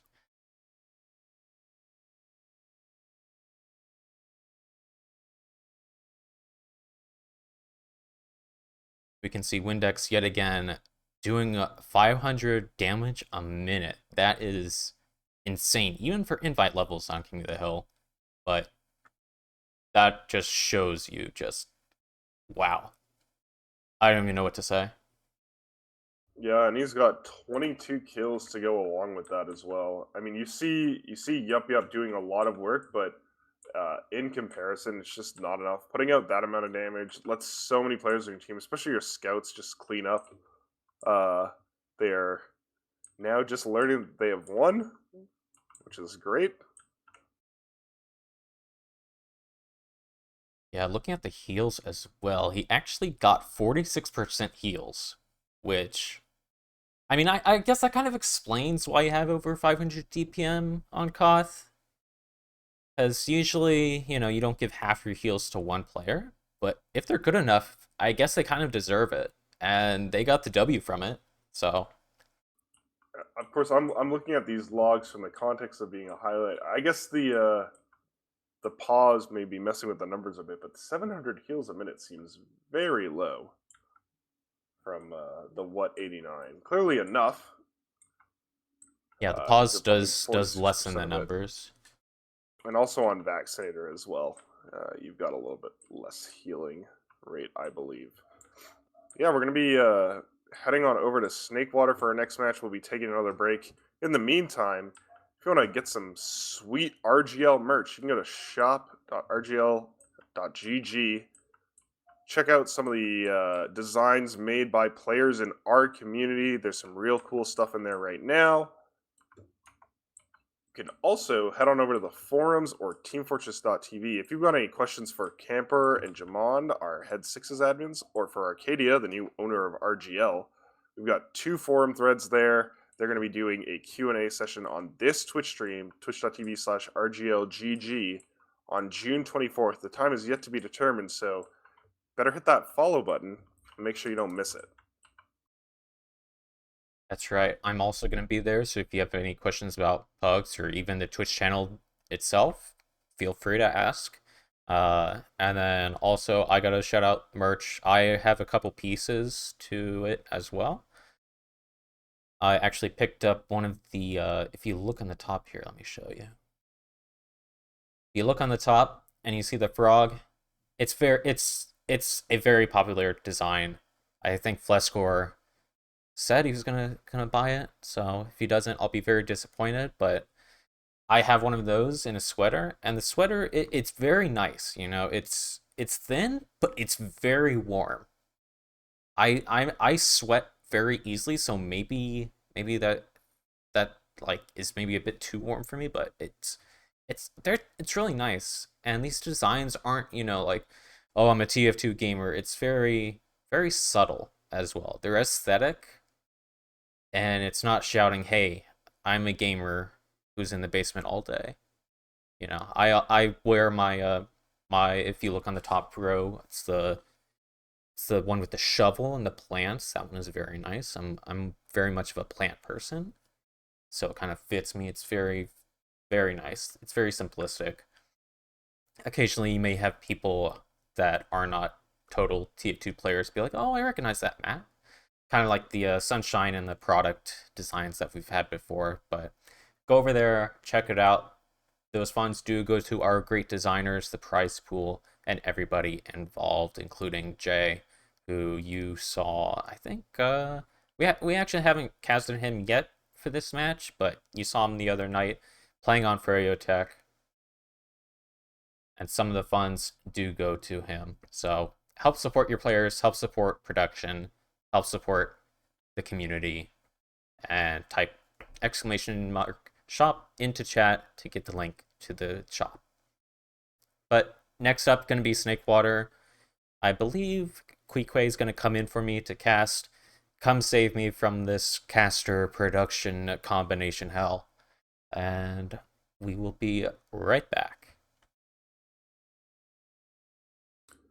Hello and welcome back to our last round of the day for the Chucklenuts Cup. We are here on CP Snakewater. I'm Xenagos. I'm joined now by Queequeg. Queequeg, how are you doing today? Doing all right.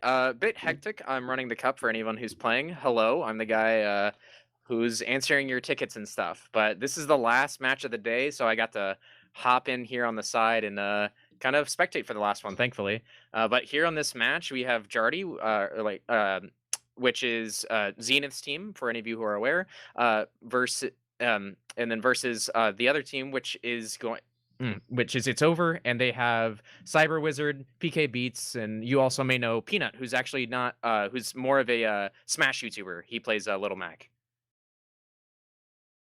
Absolutely. I just want to give a huge shout out to our multitaskers today. Dolphin casting and running production at the same time for our last match, then Queequeg hopping into cast and running this whole cup. It's a lot of work to do both those things, so thanks. Shout out to them for taking the time to come on and commentate some matches.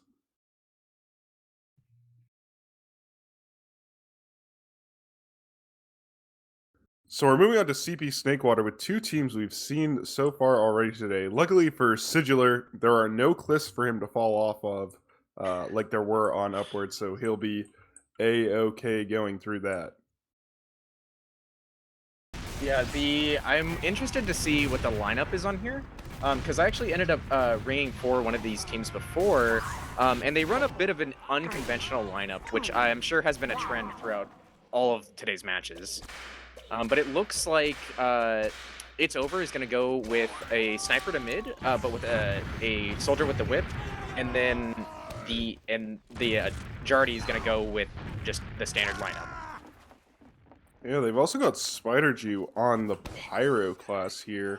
Going to be able to do a lot of work with denying some of the spam coming in from the projectile classes. Looks like Jarty's soldiers are going to take that high ground very aggressively right off the bat on mid.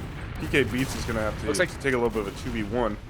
Yeah, but PK Beats has the high ground right now, and then right now It's Over is kind of playing a little bit slow, trying to play their sniper, but it looks like they're kind of losing the flank here as Spider Jew tries to go ahead and push them back, and they just walk into a bunch of rockets here, just take a ton of damage, and they wipe. But the control point is being contested. Yeah, one of the issues I can foresee with playing that sniper is you don't have anyone to sit back there and protect him, and with two soldiers coming in from Jarty, they're able to dive in there and get a sniper pick pretty easily, even if he gets a very nice headshot on one of them. Cyber's up here on Spy already. It looks like that Jarty's giving up 2 here, and that It's Over is just going to be able to walk in. A pretty standard last hold here from Jarty. They've swapped one of their scouts over to an engineer. Lunar is going to be building up that gun on last, and we're going to see how It's Over wants to take this. Cyber Wizard has been very good at getting saps off on sentry guns before an Uber comes in, and they've got about 30% ad to work with here, so we'll see if they want to get in position or just go for it. It looks like It's Over is going to play their sniper here as they're letting the Uber advantage go away. But they're waiting for Cyber to get in position over here. He's hiding over on the blue crate, but trying to get ready for that sap on the gun. So Cyber gets the sap on the gun, but it's not the standard sapper. He's using the red tape recorder as they kind of push in here with the Uber, and the quick fix comes out, and Jarty holds onto the point here. Yeah, able to build that quick fix up fast enough to be able to counter the stock Uber. Quick fix all day has been showing itself to be very, very strong.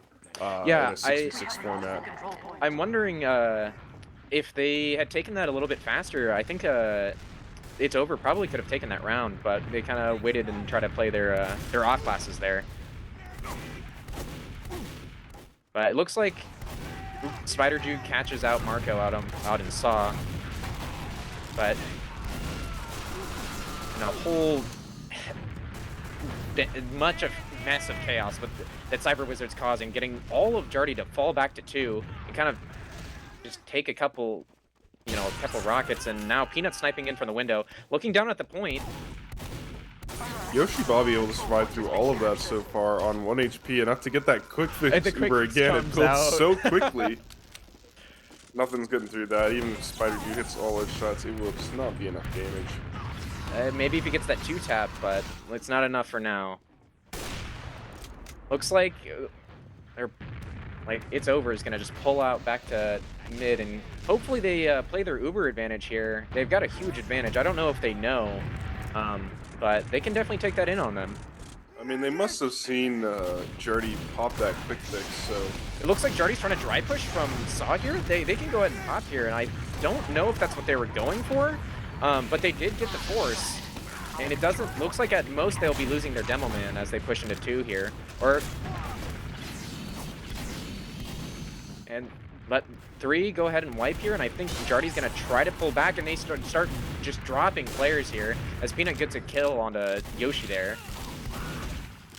And it They looks really like... cap this up quickly. They'll be able to get players onto last year. Cyber Wizard already on the last point. Going to be taking the 1v1 to Scout. But Lunar is going to be able to Jardy's clean it got up. respawners here, so let's see if they can hold on here.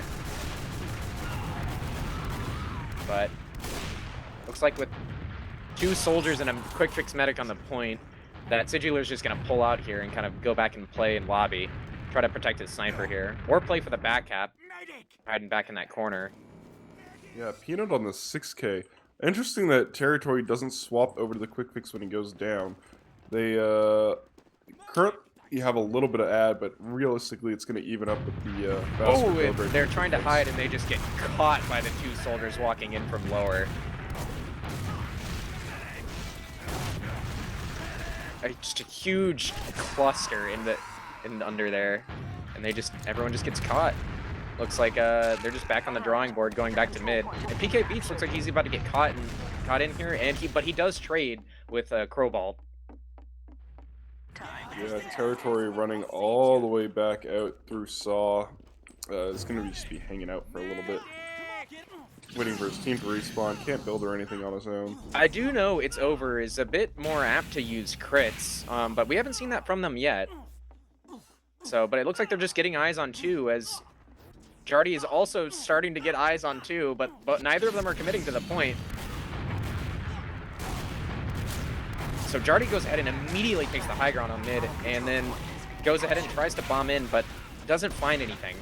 But Jardy's kind of holding really passively here, but it looks like they're going to get slowly but surely pushed out of the point back into Saw. Yeah, both soldiers in from Jardy there, really synced up. We saw that during their Vigil match as well.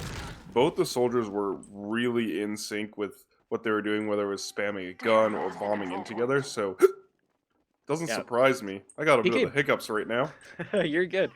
PK Beats is a little bit of late death here, so we'll see if they'll be able to hold on to 2, but I'm not thinking so, because Jardy's getting kind of a quick hold on 2 as they're trying to...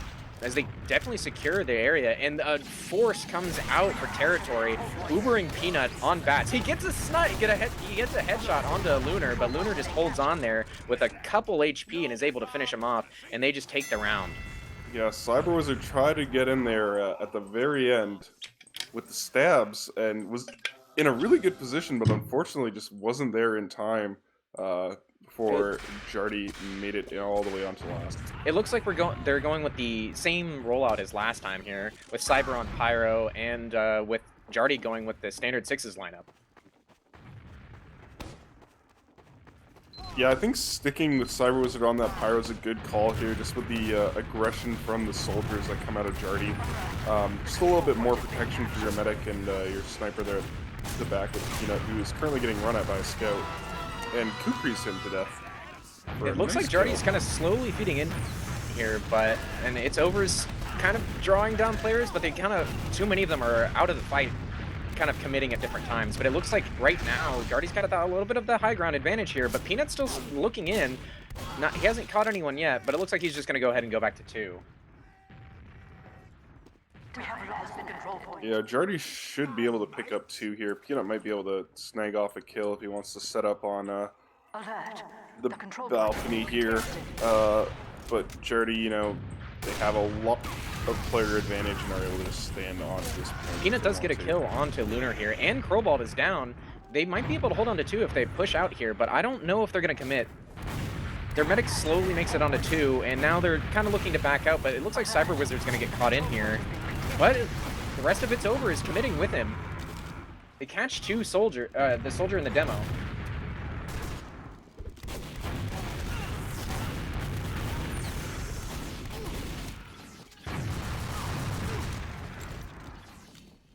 Looks like they are going to opt to just push him to last with 4 players down. But and hope they there isn't have a a back quick- cap. Yep, they just had Lunar there had early cap time, and Marco just went overhead and he just finished it off. All right, let's see if anything changes here. It looks like we're just rolling out in the same way. No changes on the way to mid.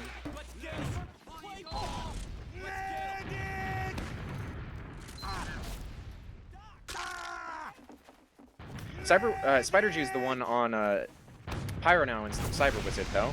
As Cyber Wizard goes on to Scout, and it's trying to look at the high ground and kind of push the soldiers out, but they're being really aggressive, kind of taking a lot of damage here. Marco bombs in onto the sniper, gets the kill, sitting behind in Saw, and then just the demo just goes ahead and cleans everyone up. Just all that splash damage catching everyone in Saw. The only one alive here is PK Beats, and he's able to get 2 kills, but that's it. And they are going to have a full quick fix ad here. Again, I suspect they'll be able to get to second pretty quickly here before spawns get up, so they can either, get some cap time or take some good positioning. Yeah, if It's Over wants to defend here, it looks like they might have accidentally walked the wrong direction when they were trying to go to second here. So, looks like It's Over is going to have a little bit of a defense set up as Peanut kind of is taking that early angle peek, looking in through the window. But he's not quite checking lower. Oh, he's watching the scout, but they're starting to give up 2 anyway. And the quick Uber does come out here. But now Territory does have stock Uberad. We'll see if they use it. Cyber's gonna go ahead and die here on 2, but they do have Uberad, but they should be able to get by the time that Jardy starts to push in here. Yeah, Jardy's gonna need to go really fast here, or looks like take Lunar's their about to time. die. Might die from afterburn. No, he just barely gets the pack, but he goes ahead and dies from the scorch shot coming right out of lower. And then, so they do have Uberad, and it is a better Uber. There's nothing better than pure invincibility. So we'll see if they take it or if they just stalemate on last. They don't have an engineer or a heavy, but it looks like Spider G's trying to take this. Might be wanting to kind of pressure for this Uber. But looks like Yoshi goes ahead and pops Quick Fix Uber really early there, and then goes ahead and gets headshot by Peanut. Corbolt's way up in the air. He might die from fall damage here. Barely surprised with 3, and then just goes ahead and gets cleaned up. It's Over, pushes out here and just takes second, but they get forced, unfortunately. Yeah, And the unfortunately, you back can't cap. heal through a headshot. Unfortunately. Head. The scout and the soldier hop in through They lower. just hop in and just get the wrap. Crazy. And potentially our last round of the day here. Yep, before playoffs tomorrow. Looks like, a little bit of server lag there, but still the same rollout from both teams here. We'll see if they go ahead and change it up at all, because it looks like, It's Over's done the same mid each time. Hasn't quite worked out for him yet, but early bomb from Ball of Doom goes ahead and shoots down RGLgg. But it looks like they get that high ground advantage, and they're just slowly taking the point. Spider Jew gets caught in. PK barely lives there and is slowly trying to walk out of Saw as Peanut gets cleaned up by both of the scouts. PK might get caught here, and he does. Yeah, and they're going to be able to have players on this second point capping as soon as mid goes over. This is looking to be a very, very quick round.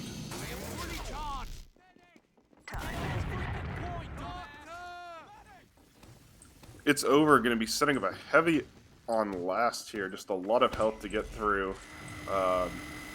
Peanut on the cow mangler actually launching some charge shots in through towards Chief.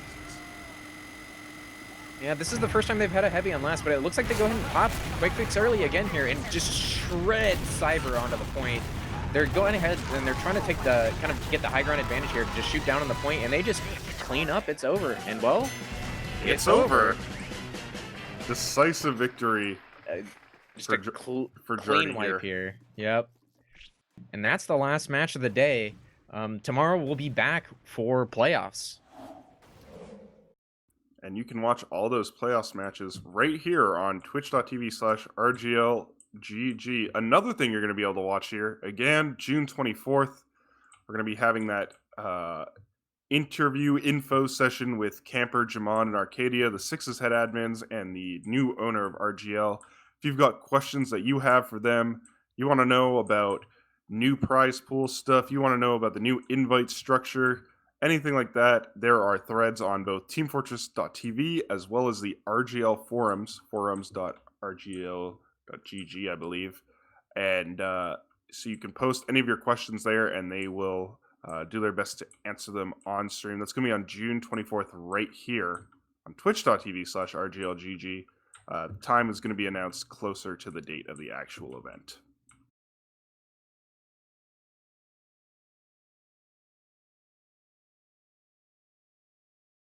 If any of you are sticking around and you don't have anything else to do, you can go ahead and check out the merch store at RGL. We have a little bit of a new line here. You can check out my personal favorite is the Synth Shine shirt. It'll be on the top right here, as you can see on your screen here. The Market Gardener is also pretty popular. We got stickers, jackets, shirts, etc. All that can be found on shop.rgl.gg. A lot of this art has been made by members of the community, so purchasing their art helps support them. If you purchase either the J shirt or the Korea TF2 shirt, that goes to help support Jay, very well-known Sixes player, much beloved for his beautiful Market Gardeners. You can see his beautiful face there on stream right now. So purchasing those items, so the proceeds from that goes to help support him out. Shop.rgl.gg helps us out, helps the league out, helps your fellow players out, and you get some cool things to wear out of it as well.